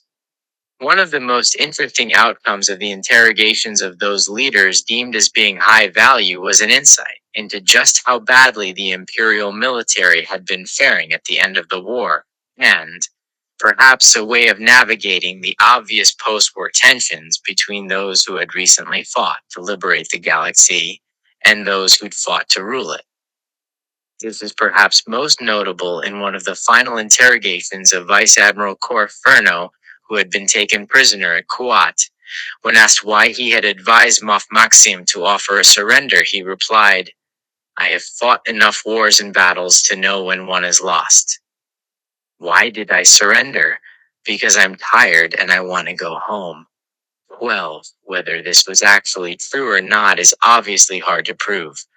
Furno would, after his eventual release, go on to write his memoir Fighting with the Galactic Empire, which, having read these previously, restricted. New Republic Archives, Section, Imperial Prisoners, File, Assessment Criteria 12 New Republic Archives, Section, Imperial Prisoners, a Vice Admiral Furno's interrogation reports constitute files hashtag 139 to 152 within this section. The low numbers are indicative of his high level of importance to the New Republic interrogators, as one of the few senior fleet commanders captured alive.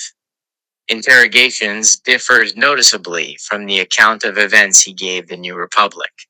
Having now gained access to these previously sealed interrogation reports, I believe discrepancies such as this will need further additional examination and investigation. But regardless, his apparent weariness at the end of a war he believed had long been lost was not an unusual response. There were many others who seemingly felt the same.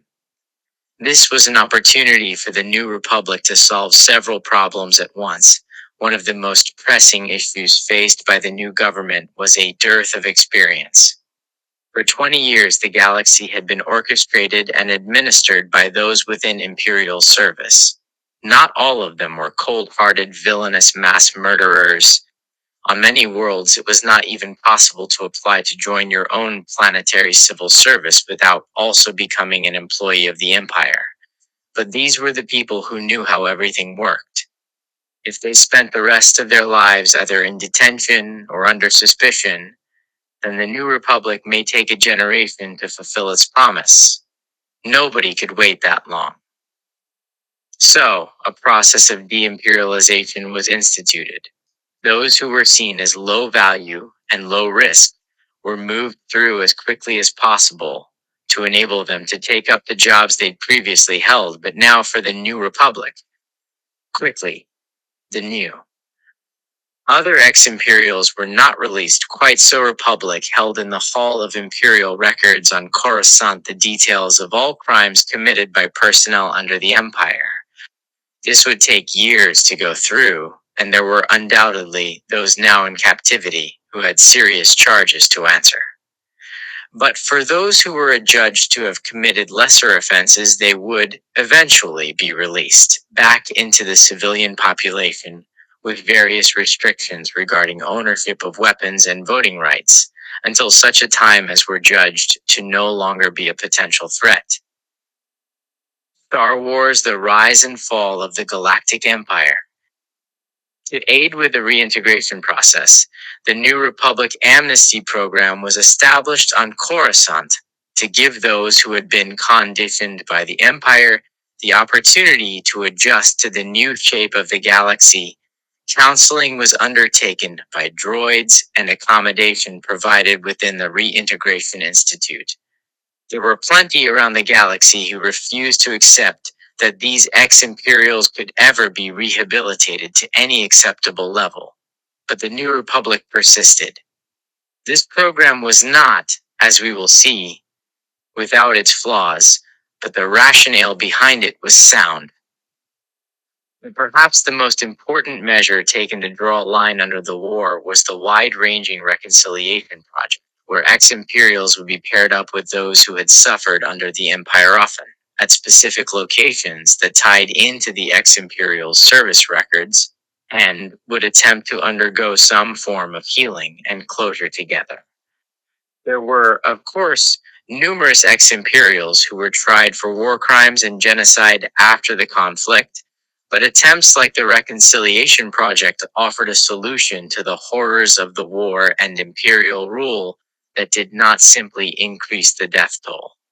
Mon Mothma seemed to have believed that ongoing fatalities were no solution to the galaxy's need to live freely, so she attempted to institute as many ways as possible for the galaxy to learn from what had just happened, to heal, and then to move forward. It is perhaps one of the most noble undertakings in recent galactic history, if only it had been successful. Complacency and appeasement. G. Ivan, the recent destruction of the New Republic and its capital on Hosnian Prime, there will undoubtedly be a great many pieces of analysis and investigation into the flaws of that fallen government. This is both understandable and inevitable.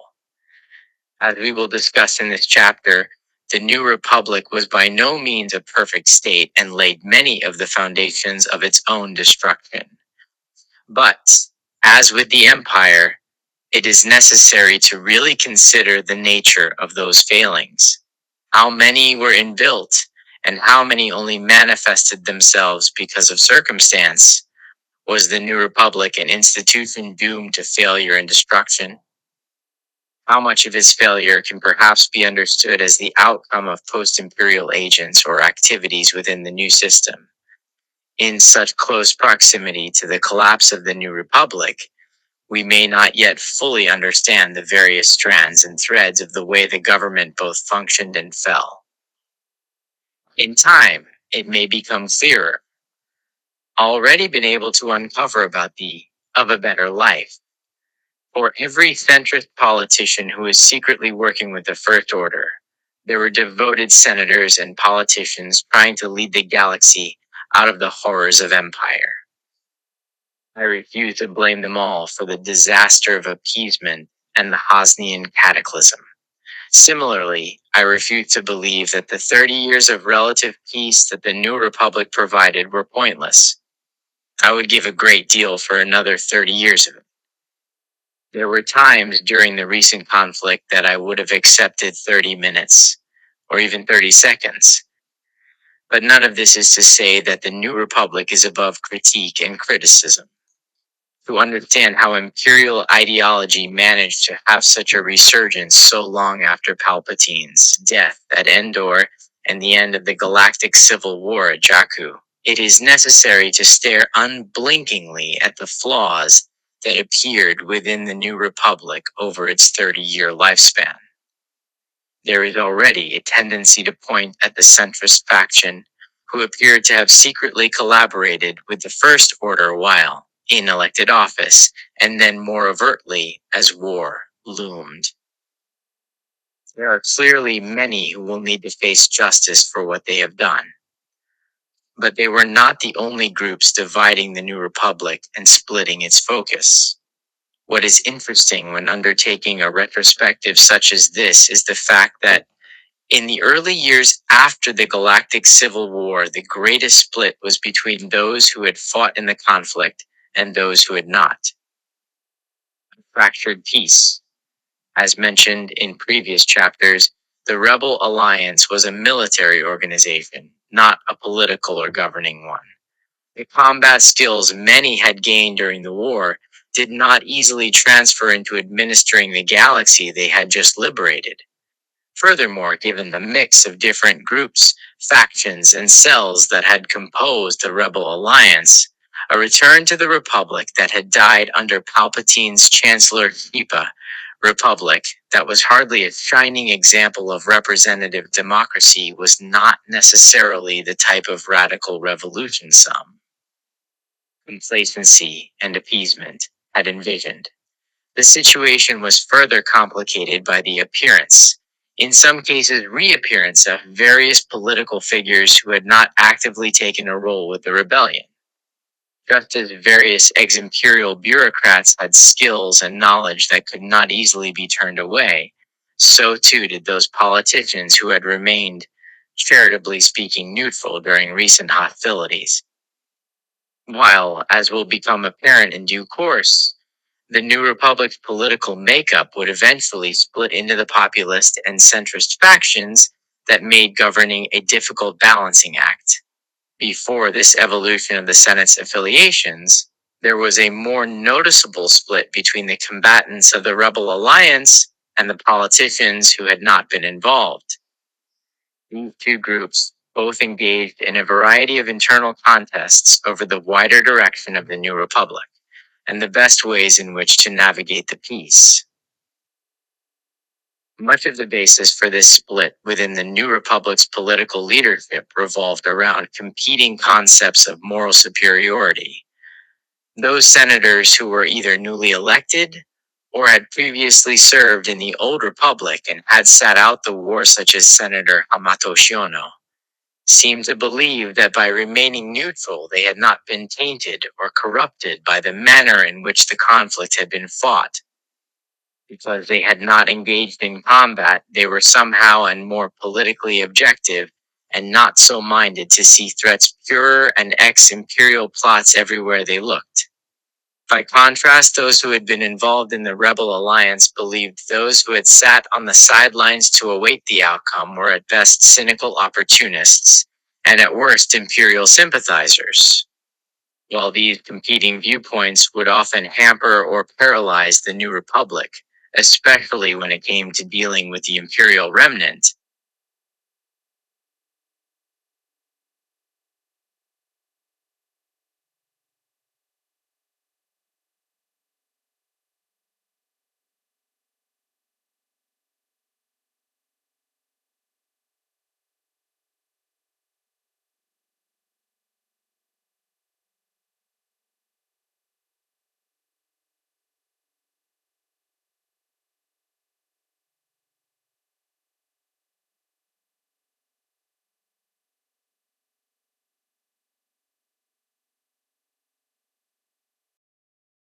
As a collective, the group was still viewed with suspicion. While these ex-rebels hoped and believed in a future that could exist without a return to warfare, they were not willing to simply trust to hope in the face of what they perceived to be an enduring imperial threat. In contrast, their political opponents viewed the ex-rebel faction to effectively be warmongers and individuals who were incapable of abandoning their military past and accepting that the recent conflict was over. They believed that the constant concern over ex-imperial sabotage was little more than paranoia from those who did not realize that compromise was the best form of government. The result of this position was the view that the possibility of peace was being constantly undermined by those endlessly looking to begin another war. Rejecting this pessimistic view of the galaxy, Seono and others believed that in order to fulfill the hope of a better future held by the New Republic citizens, every effort should be made to avoid conflict and to accept that with the war over, it was now the job of impartial politicians to steer the galaxy rather than soldiers. Matters were not helped by the ongoing shadow of the Galactic Civil War that manifested itself in unexpected ways.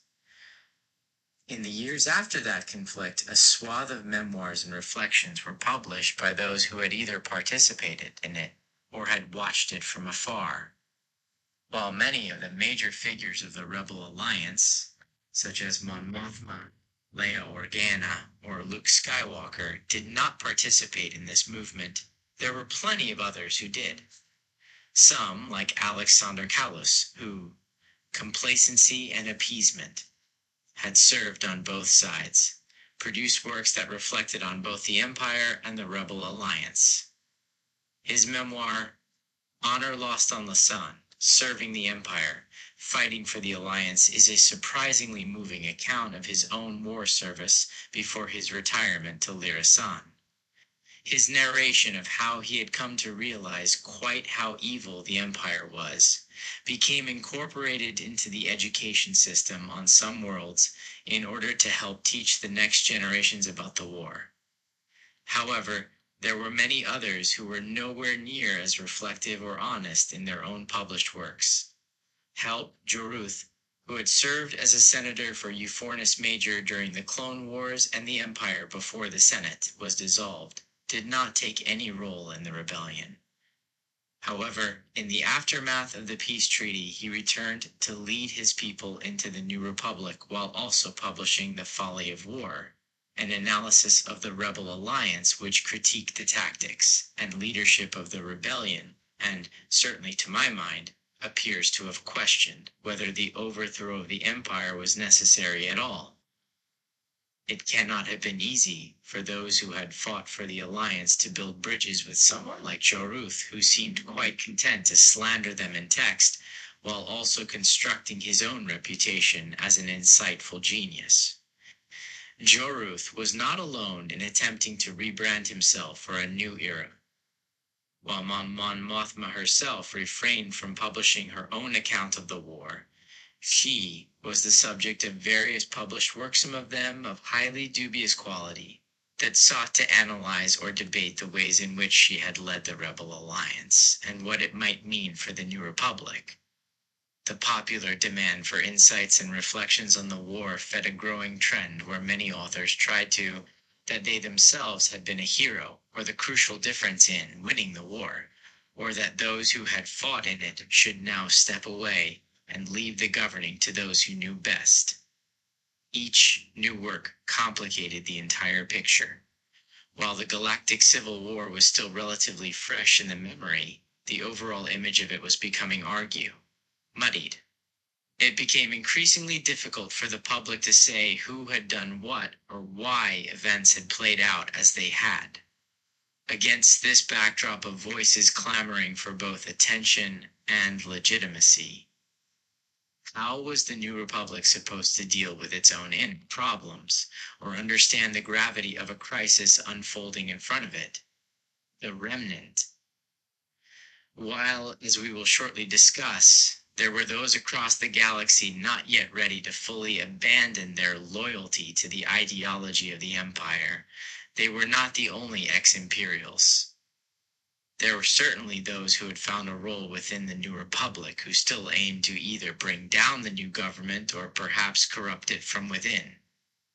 But there were also a tremendous number of individuals who had served the empire in some format who were either traumatized by their past or deeply regretted their actions. Did the New Republic really do enough to help these people adapt to post-war life? Did it really consider the best ways of assisting them with the difficult process? When you now look at the actual approaches taken by both the Amnesty Program and the Reintegration Institute, I believe there are serious questions to be asked and lessons to be learned about the ways in which the New Republic went about their de-imperialization program. To begin with, we must consider the way the process was designed and where they drew their ideas and inspirations from. It must first be acknowledged that trying to create a program that would help ex-imperials be rehabilitated back into wider galactic society was not easy. Many within what had been the Rebel Alliance had not really interacted with or lived on core worlds for years and were slightly out of touch with imperial culture toward the end of the war. They needed input from those who could give advice on exactly what needed to be dealt with when assisting ex-imperials. Unfortunately, there are suggestions that the New Republic was far too trusting and receptive to ideas from those who were not acting in good faith. When you compare material relating to the development of what would become the Reintegration Institute with meetings and interviews by those same New Republic officials with Masameda, a very concerning correlation begins to appear. While there was no more senior figure for the Empire left available to the New Republic after the war, that does not mean that Mas Ameda's suggestions should have been trusted. The Chagrin was a cruel and spitefully petty figure, and if Ameda did make recommendations to the New Republic, then I now worry about how much damage he may have caused behind the scenes. If you take a critical eye toward the de-imperialization initiatives created by the New Republic, then it does not take long for the problems to become visible. Most, but not all, of the ex-imperials who entered the system were humans. As previously mentioned, this should not be a great surprise given the ideology of the Empire. But the knowledge of how the Empire promoted human interests and the contempt in which other species were sometimes held should have been a useful starting point in undertaking rehabilitation. However, it seems that a great deal of the work, particularly the one-on-one counseling interviews, was undertaken by specially programmed droids. Most of us have been around droids all our lives and understand how helpful and, in their own individual, they can be. But would ex-Imperials recognize that? On ways, many Imperial Worlds droids had been considered to be little more than tools and less personable than pets. They certainly were not viewed as equals. How many Imperials, even those who wanted to, would really be able to open up about their problems to a droid? Would not a living being have been a better choice? Someone who could react from a position of empathy rather than from a more clinical programming records of the interviews droids were expected to undertake leave a very formulaic impression. Rehabilitation by numbers. Is this what these people needed? Similarly, the amnesty housing program that provided accommodation on Coruscant also dictated that each resident be effectively stripped of their identity and replaced by a number. Again, there were some good reasons for this. It allowed the participants to leave their past lives behind to an extent and begin anew. But the Empire had removed the names of many of its soldiers and replaced them with a number as well. Even with the best intentions, was replicating the, for want of a better term, dehumanizing practices of the Empire the right approach for those who were trying to free themselves of its past control? Matters are then exacerbated when you consider that, for those who relapsed during their rehabilitation, The New Republic repurposed the infamous mind flayers so beloved by imperial torturers. The rationale for this was that on much lower voltages, the equipment could be used to help ease or remove painful memories and emotions. But the subjects it was likely to be used upon knew exactly what it was originally intended for, and must have been greatly distressed by the treatment. Furthermore, there are also instances where the equipment appears to have malfunctioned and caused lasting damage to the patient within it. When examining the ways in which the New Republic approached the matter of rehabilitating captured Imperials, I am constantly left to question where exactly the empathy could be found. The use of mind flayers and effective social isolation cannot have been what Mon Complacency and Apisa Mothma had in mind when she proposed her policy of truth and reconciliation. So why did the New Republic settle upon this approach? Perhaps understandably, it was difficult for many to have much in the way of sympathy toward those who had stood with the Empire until the very end. In among all of those undertaking rehabilitation were probably a great number who could count themselves very fortunate not to have ended up in front of a tribunal. But I do not know if I can bring myself to hate all of these people. If they required help and assistance in leaving the Empire behind, then that is what they should have been given. The Rebel Alliance had relied upon many ex-Imperials during the height of the Galactic Civil War. Could circumstances not have prevented the likes of Crix Medine or Wedge Antilles the opportunity to defect? Perhaps the Imperial associations of Jan de Donner or Han Solo would have meant they were excluded from the Alliance. Where would the rebel cause have gone then, stripped of some of its most important heroes and warriors? What would have become of the dream?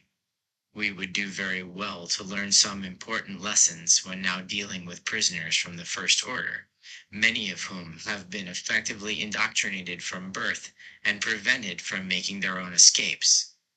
Disappointingly, however, and of great concern to some within the New Republic, was the reality that although many ex-Imperials willingly entering rehabilitation, there were those working within the government who had little interest in abandoning the Empire. It is here that the complacency of the New Republic is further noticeable, not helped by those like Senator Ziono and his allies who refused to accept that there was any danger to be found from within the new system. One of the most serious examples of Imperial-driven sabotage could be found on the shipyards of Corellia that had previously been administered by the Imperial industrialist Morgan Elsbeth. After the Galactic Infrastructure file Santee shipyards, Star Wars The Rise and Fall of the Galactic Empire, Civil War, these shipyards were then absorbed into the New Republic and generally used to dismantle vessels that had previously served in the Imperial Navy. But many of the workers, managers, and administrative staff remained the same. As mentioned in a previous chapter, this should not be too surprising. They were, after all, the ones who knew how to work the machinery. However, there does not appear to have been any real interest or consideration as to whether their loyalties may have been compromised by their time serving the Empire. As a result, when General Hera Syndulla and the former Jedi Ahsoka Tano visited the facility, they discovered that workers there had been removing the hyperdrives from superstar destroyers to assist Morgan Elsbeth, who had recently escaped New Republic custody, in building a gigantic hyperspace ring. Given the repercussions this plot had for the galaxy, could this not have been prevented if someone within the New Republic government had shown the slightest interest in what ex-Imperial work ERs might be doing with their time? Because these Neo-Imperials were not just undertaking subversion and treason for their own benefits. They were working to serve an Imperial remnant that was still lurking out among the stars. Though the war had ended, there was no shortage of loyalists who were not yet ready or willing to lay down their arms. Again, the New Republic largely turned a blind eye to the presence of Imperial troops on worlds like Morak and Navarro that lay outside their jurisdiction. It appears that the idea of the last remnants of the beaten empire scrabbling around in the outer reaches of the galaxy was not an immediate problem for many New Republic leaders. But those Imperials were not looking to waste their own time. Figures like Moff Gideon were able to build up power bases of their own, secure in the New Republic's disinterest. So difficult did New Republic forces on the Outer Rim find confronting the Imperial remnants existing just across the border, that it appears at least one officer found inventive ways of hiring bounty hunters to try and solve the problem. The real threat. The New Republic was painfully slow in recognizing of the Imperial remnant until it was effectively too late. The return to this galaxy of Grand Admiral Thrawn proved to be a turning point in the balance of power between the Neo-Imperial forces biding their time and the New Republic ones trying desperately to raise the alarm. Much of the military campaign waged against Thrawn's forces was still classified by the time the New Republic fell. At the time of Thrawn's return, Sham Plesk, a historian from the University of Coruscant, was embedded with the New Republic fleet. His planned work, The Last War Against the Galactic Empire, on deployment with the New Republic fleet, was highly anticipated for years, but various military figures refused to permit its publication. Plesk eventually took his case to the New Republic Senate on Hosnian Prime, but, tragically, was on the world when it was destroyed by the First Order. We can only hope that copies of his work exist elsewhere in the galaxy and can now be released to us. Seeds of Destruction. While the Imperial remnant was largely defeated, Imperial ideology did not go with it. It had survived Palpatine's death, and it was more than capable of surviving this. Out in the unknown regions, a new form of empire was rising. They called themselves the First Order, and from what we can now ascertain from New Republic intelligence and recently captured prisoners, their origins, which will be discussed further in the next chapter, lay in the aftermath of Jakku. Though much of the Imperial military was defeated in the final battle of the Galactic Civil War, a sizable number were able to flee separately into the unknown regions to begin their rebuilding process. While the New Republic, slowly, became aware of this new entity that was emerging beyond their own territory. It seems they largely treated them with disinterest. The Galactic Concordance that had ended the previous war placed strict limitations on the military technology and production that ex-Imperial factions were permitted. The First Order continually broke these restrictions, and the New Republic did not act. The First Order slowly began to expand its own borders, and the New Republic did not engage with them. The First Order, through various centrist faction puppets in the Senate, also worked hard to undermine the New Republic's government, and still, in action. So concerned were many senators at the prospect of starting a new war while still recovering from the last, that they allowed the First Order to build up its own military forces with no consequences at all. At the same time, Mon Mothma's Military Disarmament Act had whittled the New Republic fleet down to a fraction of its previous size. Many vessels had been broken up entirely, while more famous ships like Home One were now effectively museum pieces. The intended plan for this reduction in state firepower was that, in theory, individual systems and sectors would have their own defense forces, which could then form ad hoc coalitions should a greater threat arise. An idea vaguely in line with how the High Republic had organized military forces across the galaxy. The hope was that such an arrangement would encourage a feeling of communal defense and possibly help avoid a rise in intersystem rivalries that had. New Republic Archives, Section Military Intelligence, File, First Order Surveillance. 12 Moncala Archives, Section Galactic Civil War Commemoration, File, Home 1 Museum Inauguration. New Republic Archives, Section, Military Disarmament Act, File, Proposal for Decentralized Defensive Operations, been suppressed by the Empire. However, there was more than a touch of naivete behind this plan, and as the recent war has shown, it left the galaxy unable to cohesively react to a burgeoning threat when the central government was destroyed. In the face of the First Order, many systems and sectors effectively locked themselves down in an attempt to defend their own borders. Of additional concern was the extent to which the imperial aesthetic and aspects of its ideology had endured within New Republic society. Many centrists, even those who may not have been sleeper First Order agents, espoused the benefits of a single central figure who could rule the galaxy. Their image of a proto-Palpatine was horrifying to many within the populist faction who hoped to disseminate governmental powers out to the people. Within the centrists, there were also individuals like Ransom Casterfo who, and I say this even in the knowledge we recently served alongside each other in the Resistance, almost fetishized the symbols and iconography of the Galactic Empire. His collection of ex-imperial militaria, which he kept on display in his senatorial office, was extensive. How he and others could look upon such objects and disassociate them from the regime that created them is still beyond my understanding. But Casterfo was not alone.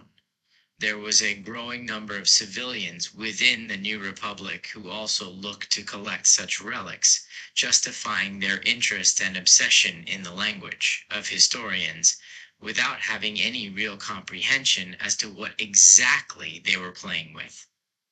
Fitting epitaph for some of thee. In many ways it serves almost as a failings of the New Republic.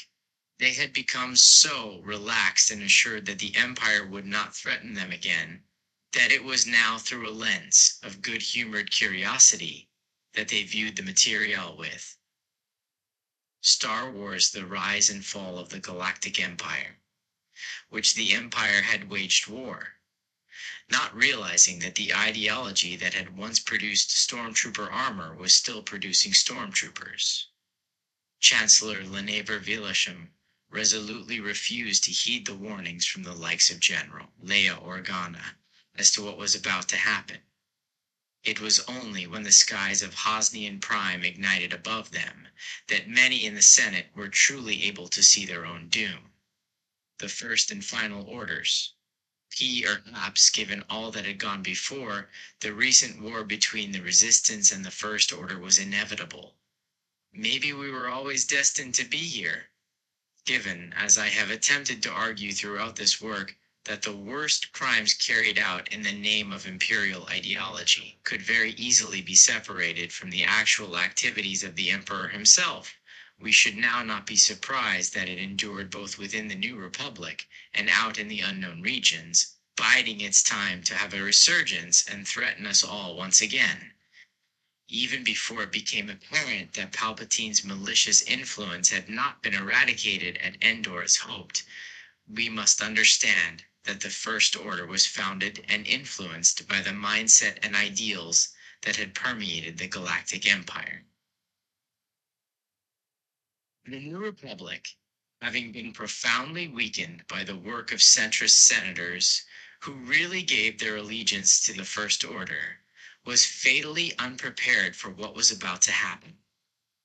They had placed their faith in the ongoing benefits of peace without being prepared to recognize the threats to that peace they allowed to exist through complacency, appeasement, and wishful thinking. The annihilation of Hosnian Prime cost innumerable lives and also marked the moment that the dream of a galaxy free of the Empire was immolated. The war that had long seemed inevitable to the likes of Leia Organa arrived, and the Resistance was forced to fight it alone. While some, such as myself, joined their ranks, for a time it seemed that many in the galaxy were content to allow the neo-imperial conquest to succeed and reimpose its view upon us all. But that is not what happened. While in this chapter we will examine what we now know about the ways in which the First Order was formed and organized, how they intended to wage war, and the ideology behind their actions, it must also be understood that their eventual defeat and destruction was not entirely the result of the resistance's military efforts. The role that the resurrection of Palpatine played, both in covertly orchestrating the First Order and then also in provoking the galaxy's population into action, should not be underestimated.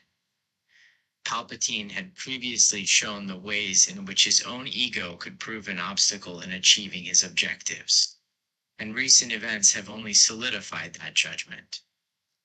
However, to begin with, we must first come to understand what exactly the First Order intended to create and how they rallied around certain leaders and figures.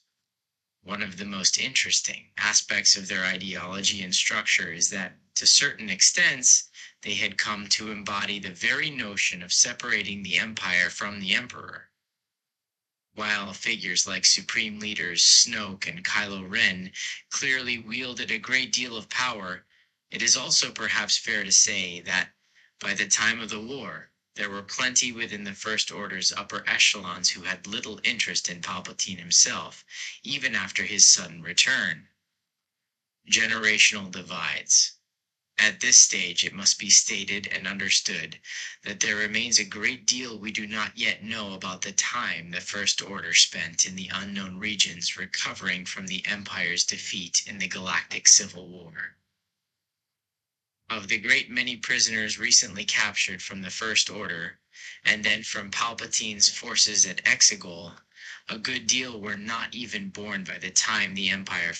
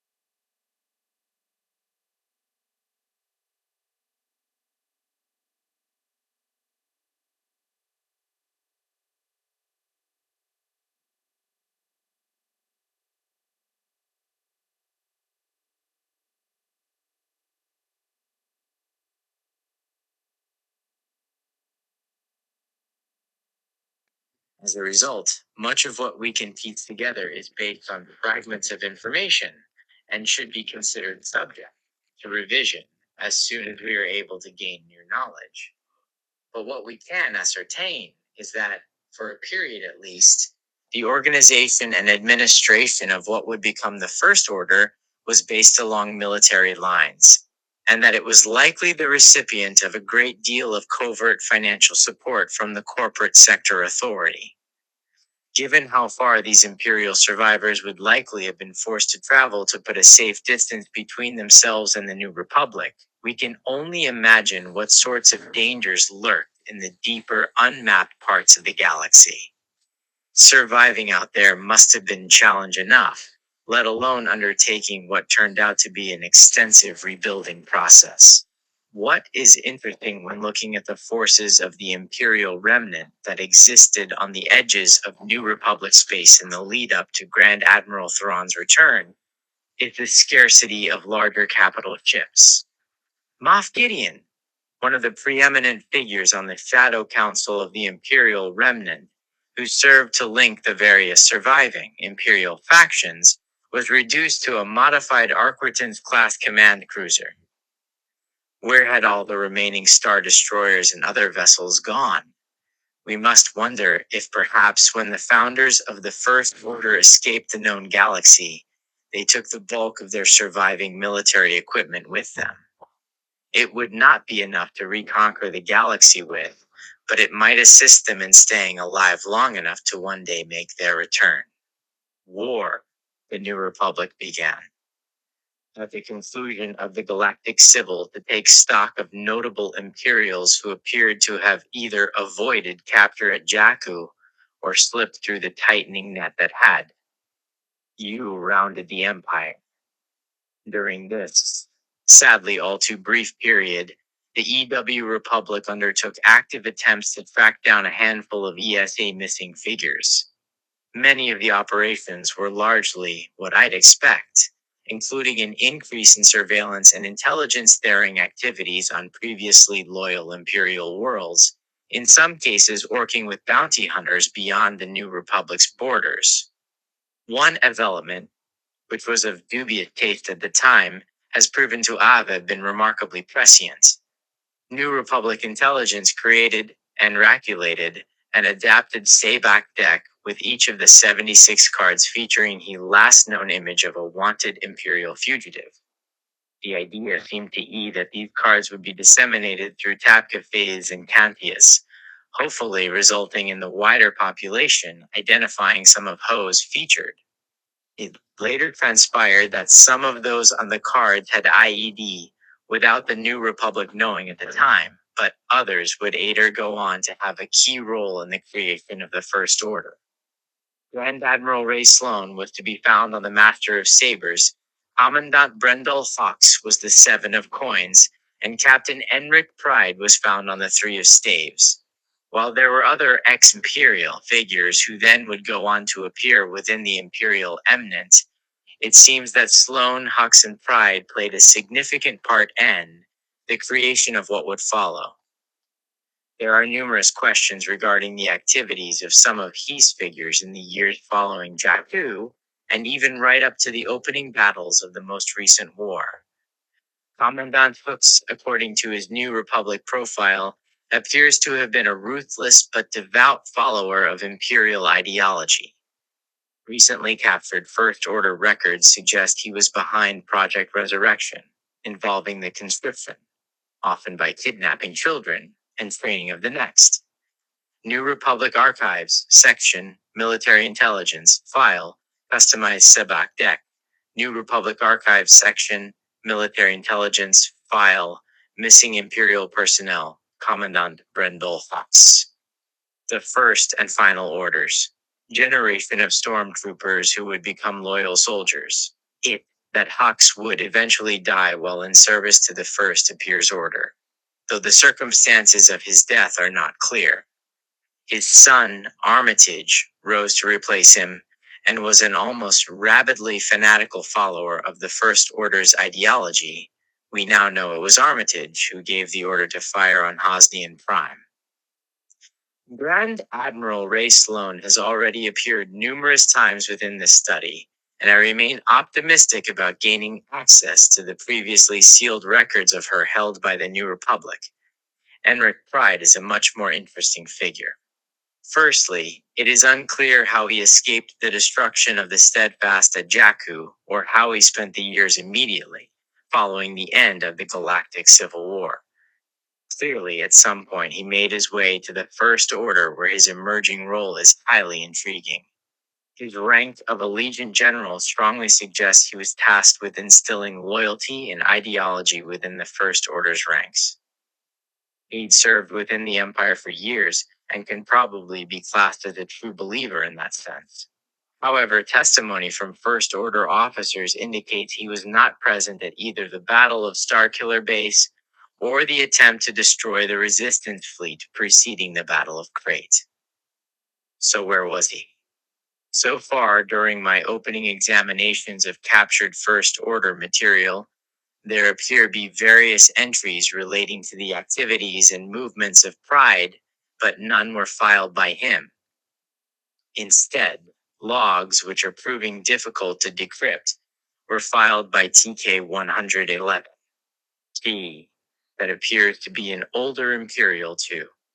UE First Order Archives, Section, Project Resurrection, File, Foundations and Principles Report of DE First Order Archives, Section, Commandant Brendel Hooks, File, Death. This item has been heavily redacted. New Republic Archives, Section, Missing Imperial Personnel, Captain Enric Pride First Order Archives, Section, Allegiant General Enric Pride, File, TK1 Other 11, reports data retrieved from the remains of the Steadfast.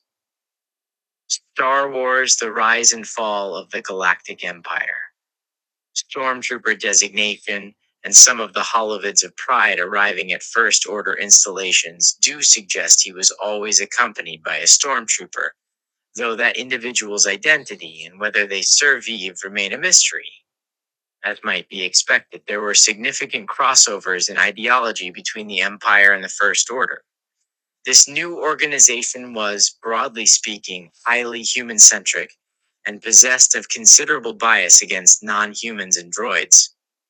We have already been able to uncover the education protocols put in place within the First Order to indoctrinate their children into neo-imperialism, and they are truly horrifying.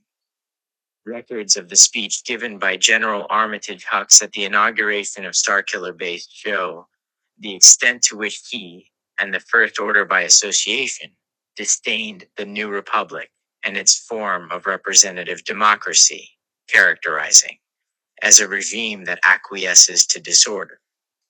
It is not hard to believe that the likes of Sloane, Brendel, Hux, and Pride had instilled much of this sentiment in the First Order by drawing upon imperial ideals.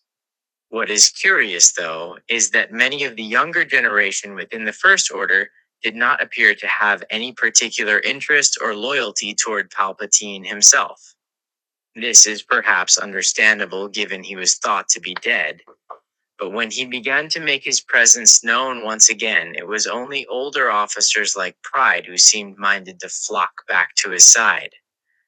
Initially, at least, the likes of Kylo Ren and similarly aged officers viewed him as either a rival or an irrelevance.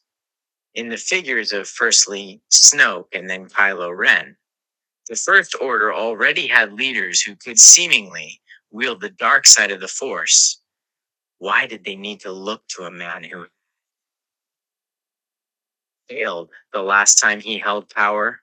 Ignoring the likely damage such a realization may have caused to Palpatine's already fragile ego, it also serves as an alarm for the rest of the galaxy that neo-imperialism did not require the presence of Emperor Palpatine in order to flourish. Nor did the First Order require him to instruct them on how to perpetrate atrocities. The last war. Even in the years before overt hostilities broke out against the Resistance, the First Order had been making its presence felt in the galaxy. They seized control of worlds like Hayes Minor and forced the local population into the mines. Like the Empire before it, the First Order needed considerable resources to power its emerging military. As it began developing its weapons, it also tested them at Hayes Minor and began rounding up the local children as part of their expanded stormtrooper program. Further incursions and attacks on other outlying worlds, like Tehar, became an increasing occurrence as the First Order sought to flex its muscles and test the boundaries of the New Republic's patience. The New Republic had, for some time, believed that the First Order was nowhere near militarized enough to pose a serious threat. However, given what we now know about the expansion of their fleet based around the resurgent class Star Destroyers, the construction of enormous weapons like Snoke's flagship, the Supremacy, and the conversion of the former Jedi world of Elam into the terror weapon Starkiller Base, this cannot have been true. Though the First Order undoubtedly had their own hidden shipyards, the locations of which we must now establish as quickly as possible, it also seems likely that various centrist worlds, such as Arcanis, Kuat, and Orinda, must have been supplying either financial support or construction expertise. Each of these worlds alongside a number of others. All wanted a return to a central dominant ruler, and all of them broke with the New Republic when the First Order fully emerged. Furthermore, there appears to be a great deal of evidence to suggest some of the galaxy's wealthiest industrialists continued to fund both the Resistance and the First Order in a cynical attempt at war profiteering. If the New Republic had the chance to regret not taking a firmer stance against the First Order, then it was only a brief one. The opening shot of the wider war was targeted from Starkiller Base directly at Hosnian Prime, and it succeeded in destroying the seat of government, almost the entirety of the Senate, and much of the New Republic Defense Fleet. 15. Although Starkiller Base itself was destroyed shortly afterward, the damage already done was devastating. For all intents and purposes, the New Republic ceased to exist or function. While the resistance continued to put up a fight, it rapidly became apparent that the military forces available to the First Order dwarfed what we could put into the field. Though the First Order dispatched a significant fleet to pursue resistance from Dakar, and then engaged them in battle firstly at Oechi and then at Crete, this was not the limit of their aggressive expansion. It seems that, aside from an ongoing desire to destroy the remnants of the Jedi, the First Order was utterly focused on securing legitimacy to rule the galaxy it was attempting to conquer. It seems that at least two sizable battle groups made a push for Coruscant in the apparent hope of seizing it and ruling the galaxy from the Empire's former seat of power. It appears that the forces sent to achieve that were defeated, but there is still a good deal of confusion regarding recent events at the end of the 14 Resistance Archives. Section, Canto Bight Clientele File, Testimony by Finn and Rose Tico. 15 Resistance Archives, Section, Hosnian Cataclysm File, Casualty Estimates. 16 First Order Archives, Section, Military Operations File, Coruscant Deployment. Much as the Empire had done before it, the tactics and strategies of the First Order relied heavily on fear and force. Their use of Star Destroyers, Stormtroopers, and various TIE fighter designs allowed them to make overt shows of military strength that could then be backed up by destructive power. There are some elements of interest in this aspect, however.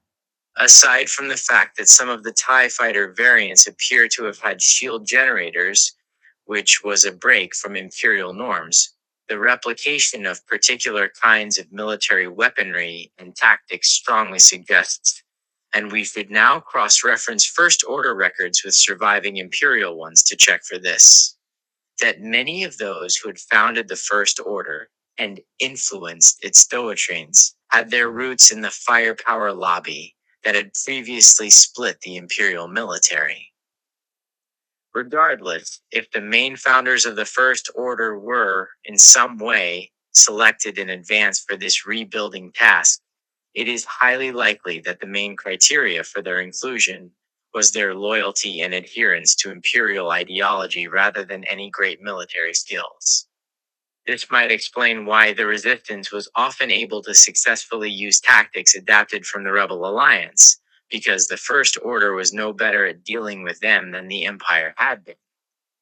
The determination to hold on to the ideals of the fallen Empire meant that tactical innovation in battle beyond that which Imperial forces had attempted. Star Wars: The Rise and Fall of the Galactic Empire was seen as almost heretical. However, if the shadow of imperial doctrine was cast upon the war, it was nothing compared with what was about to happen. The fallen emperor. When I explained to my fellow resistance soldiers that the likeliest explanation for the apparent return of the long-dead Emperor Palpatine lay in secrets only the Sith knew, they did not fully grasp quite how horrifying a concept this was. The history of the Sith is replete with examples of terrifying experiments, attempted necromancy, and arcane rituals. As mentioned previously in this study, Palpatine likely spent decades attempting to discover the secrets of eternal life. If the version that he enacted on Exegol was not quite what he had intended, it was successful enough. On the hidden fortress world of the Sith, Palpatine, as hobbled and deformed as he was, according to Rey's testimony, bided his time and gathered his power. And, just as he had many years before, began to tug on the galaxy's threads to sculpt events. For years, the Resistance attempted to gather information on Supreme Leader Snoke. It remains unclear exactly when and where he encountered the First Order or what he did to seize control of that organization. His abilities with the Force clearly provided him with an advantage over the other First Order founders and leaders, and left him effectively unchallenged at the start of the war. From what we have been able to ascertain about Snoke's appearance, he was noticeably taller than humans, but he had also been left with horrifying scars and damage that. 19 First Order Archives, Section, Military Doctrine, File, Adaptation of Imperial Military Approaches. 20 Resistance Archives, Section, Command Meetings, File, Cinta Glacier Debriefing, Minutes taken by AD4 Millions. 21 Resistance Archives, Section, Supreme Leader Snoke, File, Intelligence Gathering to Speculated Origins. The first and final orders, we had assumed, were signs of some form of battle. Now that appears not to be the case. Here on Exegol, we have discovered the various vats in the laboratory and have extracted the various Snokes from within them that appear to have been failures. Snoke did not discover the First Order and take control of them by chance. He was created by Palpatine for that express purpose. How very telling that in his arrogance the defeated emperor could not bear to allow the offshoot of his empire to be under the control of anyone but himself. It seems that an additional part of Snoke's, and therefore Palpatine's, plot was to try and lure Ben Solo to the dark side, therefore weakening the Jedi cause. Solo, adopting the identity of Kylo Ren, seems to have been fascinated by the legacy of his grandfather Darth Vader and embraced the sense of purpose it gave him. Kitrin Braves is continuing to explore this complicated aspect of the Skywalker legacy, and I will happily leave it to her. But there certainly appear to be traces of Palpatine's scheming and his need for pliable force wielders both in Ben Solo's fall and in the circumstances that left Rey abandoned on Jakku as a child. While the First Order built its own forces and, over time, began to both weaken the New Republic and draw its attention away, Palpatine was also gathering his own strength. In the shipyards below Exegol, he continued the construction of hundreds of new Star Destroyers, each armed with a scaled-down version of the Death Star's super laser that was more than capable of destroying a planet. Surrounded by Sith acolytes and his most loyal followers, Palpatine was effectively breeding N that was conditioned to be absolutely loyal to him and him alone. Army, while he expected the First Order to join him, he was prepared to annihilate them if needed. The Emperor had not shared power when alive. He had no intention to do so while rising from the grave. When he saw that the time had finally come, he made his announcement. The broadcast from Exegol revealing that Palpatine had returned is interesting for various reasons. Firstly, it was not immediately apparent to anyone listening that it was actually true. For the Resistance, it was only when we discovered that the First Order was convinced as to its veracity that we were able to accept it with some confidence. For those out in the galaxy, it must have been much more confusing and terrifying. Additionally, while Emperor Palpatine, as we have previously discussed, had seemed to undertake at least some efforts to hide his true appearance and nature, he dropped all those pretenses upon his return, declaring that, at last the work of generations is complete. The great error is corrected. The day of victory is at hand. The day of revenge. The day of the Sith. 23. The mention of the Sith, a group that were little understood by the galaxy's population, was presumably targeted at both the First Order by reminding Kylo Ren of something he was not, and any Jedi within the Resistance. But the most striking part is Palpatine's declaration that he would soon correct a great error and have his day of revenge. His return was, as ever, motivated by his ego and his inability to accept that the galaxy had rejected him. Palpatine's vanity and pettiness had been resurrected with him. He did not realize it yet, but it was going to cost him dearly once again. Following Palpatine's emergence, and especially after his ordering of the destruction of Kijimi, there was a blurring of the lines between what had been the First Order and what was emerging as the final order of the Sith Eternal. Leaders like Allegiant General Pride and Captain Idrison Peavy immediately moved to rejoin Palpatine's side however they could. Other vessels crewed by the younger generation of First Order loyalists were not as motivated. However, the apparent defeat of Kylo Ren at Caspir meant that there were no alternative orders coming down the chain of command aside from Pride's. Willingly or not, they began to obey orders that were essentially coming from the First and Final Orders. Palpatine. It was against this backdrop of emerging power that the Resistance moved against Palpatine's fleet at Exegol. I will leave the retelling of the various movements and phases of that battle to my colleagues who are currently reconstructing it. For my part, the experience was terrifying. Trapped upon the hull of the Steadfast, confronted by Sith troopers, while the Resistance fleet was being overwhelmed and destroyed around us, there were many moments where I could feel the tug of despair. It continues to shame me now, but that is not entirely how I look back upon that battle now. Because while the nightmares continue to visit me with regularity, there is something else that helps me sleep sounder when the horrors have passed. Because what I had feared during the darkest days of the Resistance was proven to be untrue at Exegol, we were not alone. Down on Exegol itself, Rey and Ben Solo, returned to the light side of the Force, did battle against Palpatine. It appears that the pair of them had a form of unique bond through the Force, a dyad. By draining some of this power, Palpatine was able to return to his full strength and shed the life support equipment that had previously been keeping his ruined body together.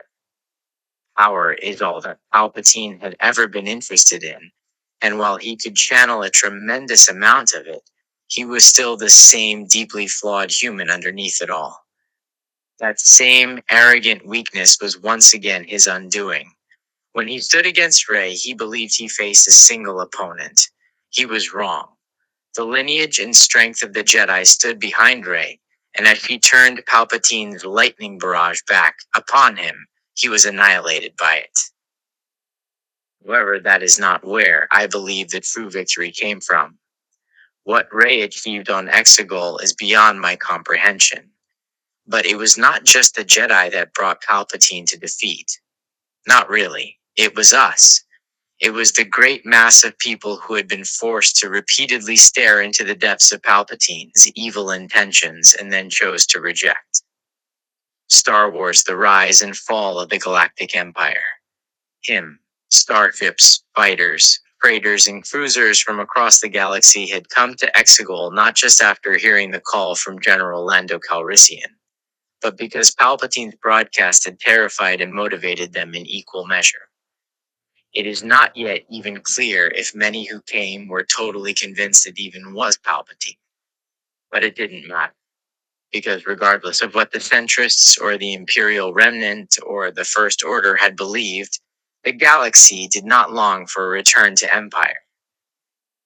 While there have been so many mistakes and errors made over the last 3 decades in how we have talked about the years of Imperial rule, enough of the message had made it through. Enough people knew what the Empire stood for, what it meant, what it promised, and they came out to fight against it. The Resistance has spent a great many hours going over the various transponder signals and communication records from Exegol, and they have found something truly heartening. 20. There were ex-Imperials there among the citizens' fleet as well. Some, like Emmanuel Doza, had long left their imperial past behind them and begun to move toward the resistance. But he was not the only one there. We have not yet identified all of the ships or pilots present at Palpatine's final destruction, but the fact that some of his own, once loyal soldiers were present in rejecting his return and risking their lives to fight against him should provide all of us with the most precious element in the entire galaxy: hope. Now, together, we must decide how to spend it. Conclusion. As I now reflect on this study and the motivations behind it, I must accept that I have failed with one of them. When I decided to revisit the era of the Galactic Empire, to go through as much material as possible to examine and analyze the records that had never been considered before, I had objectives that were both important for the galaxy and for myself. It is in the latter of these where I have been unsuccessful. The current era of war and horror was not supposed to have been my life. I was a historian. I focused on the history and materials of the Sith. I taught at Lurk Historical Institute, and in many ways I was happy. And then I looked around the galaxy and saw what was coming. My realization that the First Order was set on waging war against the New Republic terrified me. I could see how unprepared we were for what was about to happen, and after the Hosnian cataclysm, I joined the resistance. I do not regret that choice. I could not stand by and allow such a vicious organization as the First Order to plunge the whole galaxy into darkness. But now, after the war, I do not know how to retrace my steps.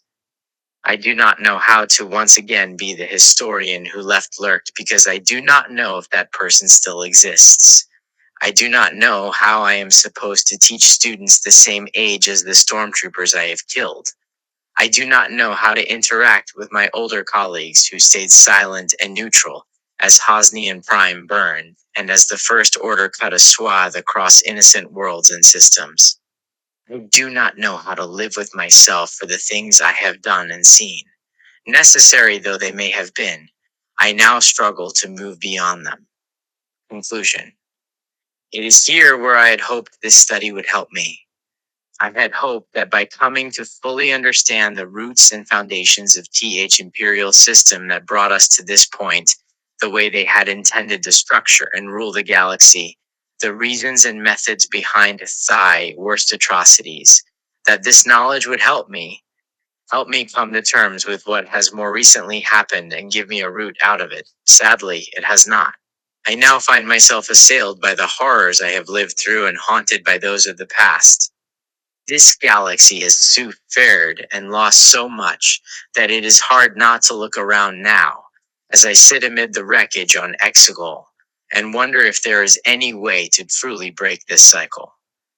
But it is also here where the second rationale for this study rises in importance, and where the hope for the future might be found.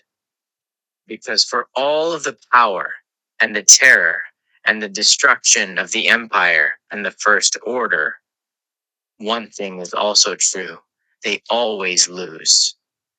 If one half of the legacy of the Empire is death, then the other is defeat. Given enough time and enough people dedicated to resisting them, then the Empire and the First Order that followed it can be defeated. The galaxy did it at Endor and Jakku, and we have recently done it again here at Exegol. There is much hope that can be found in the realization that resistance and rebellion will always rise to meet totalitarianism. But how many times do we want to repeat this process? How often do we wish to relax complacently upon our victories and ignore the dark slivers of imperial ideology that lurk within the shadows, just biding their time? How do we make this time the last time? I mentioned in the introduction to this study that I believed it to be one born of necessity. I continue to believe that, because while I cannot know whether the galaxy will be able to go through this process of defeating the specter of the Empire again, I know for certain that I cannot do so. I have fought my war. I do not believe I have it within me to fight another. Equally, I refuse to bequeath the horrors of the present onto the generations of the future. First conclusion: grandchildren face the destruction that we have simply because we were not willing to understand how we reached this point. That is neither right nor fair. Peace must begin with us. To begin with, we must learn, really learn, exactly what has happened here and why. That is the main purpose of the work I have presented to you. To try and make all across the galaxy understand that the emergence of the First Order did not happen in isolation. They did not simply manifest into existence of their own accord in the unknown regions. They came from the Empire.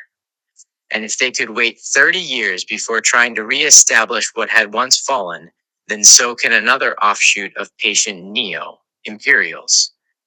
I believe it is now fair to say that, on reflection, the New Republic failed in fully explaining the Empire. Fortunately, very fortunately, enough of the ideas made it through to help motivate the participants in the Citizens' Fleet, but that was far too close a call for us to risk repeating it. To guard against the return of the Empire in yet another form, we must start the whole process of learning about it once again. Our galaxy has been split by warfare too many times in recent memory. Truth has always been hard won and sadly, easily dispensed with. For things to be different, this time, we need to take a long, hard look at the Galactic Empire and see it for what it was. Not just as a series of abstract ideas that seem to come from a different time, but as a regime that, in many cases, drew our ancestors into its grasp with promises of order and stability, and then kept them there, complacent or complicit, for far longer than we may wish to acknowledge. We need to look directly at the horrors perpetrated by the Empire and accept that they were not just carried out by Palpatine himself.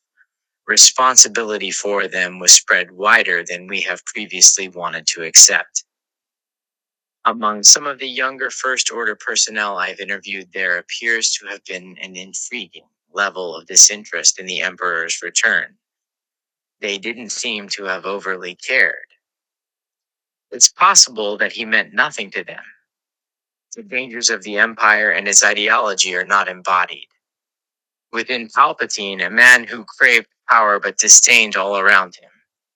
It is the way that ideology offers something to ordinary people, the promises it makes to them and the awful things it gives them permission to do. That is the Empire.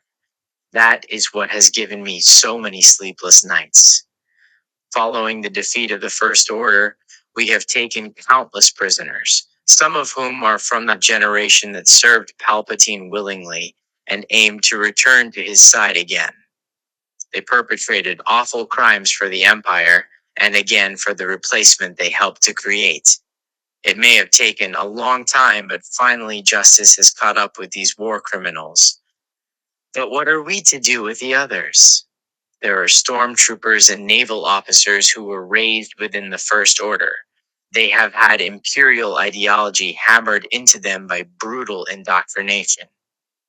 Many of them were kidnapped from parents and families across the galaxy.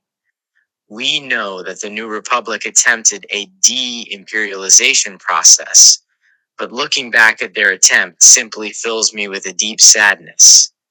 Regardless of their good intentions, the New Republic failed many of those who wanted to leave the Empire behind. We could not fail these conscripts and child soldiers.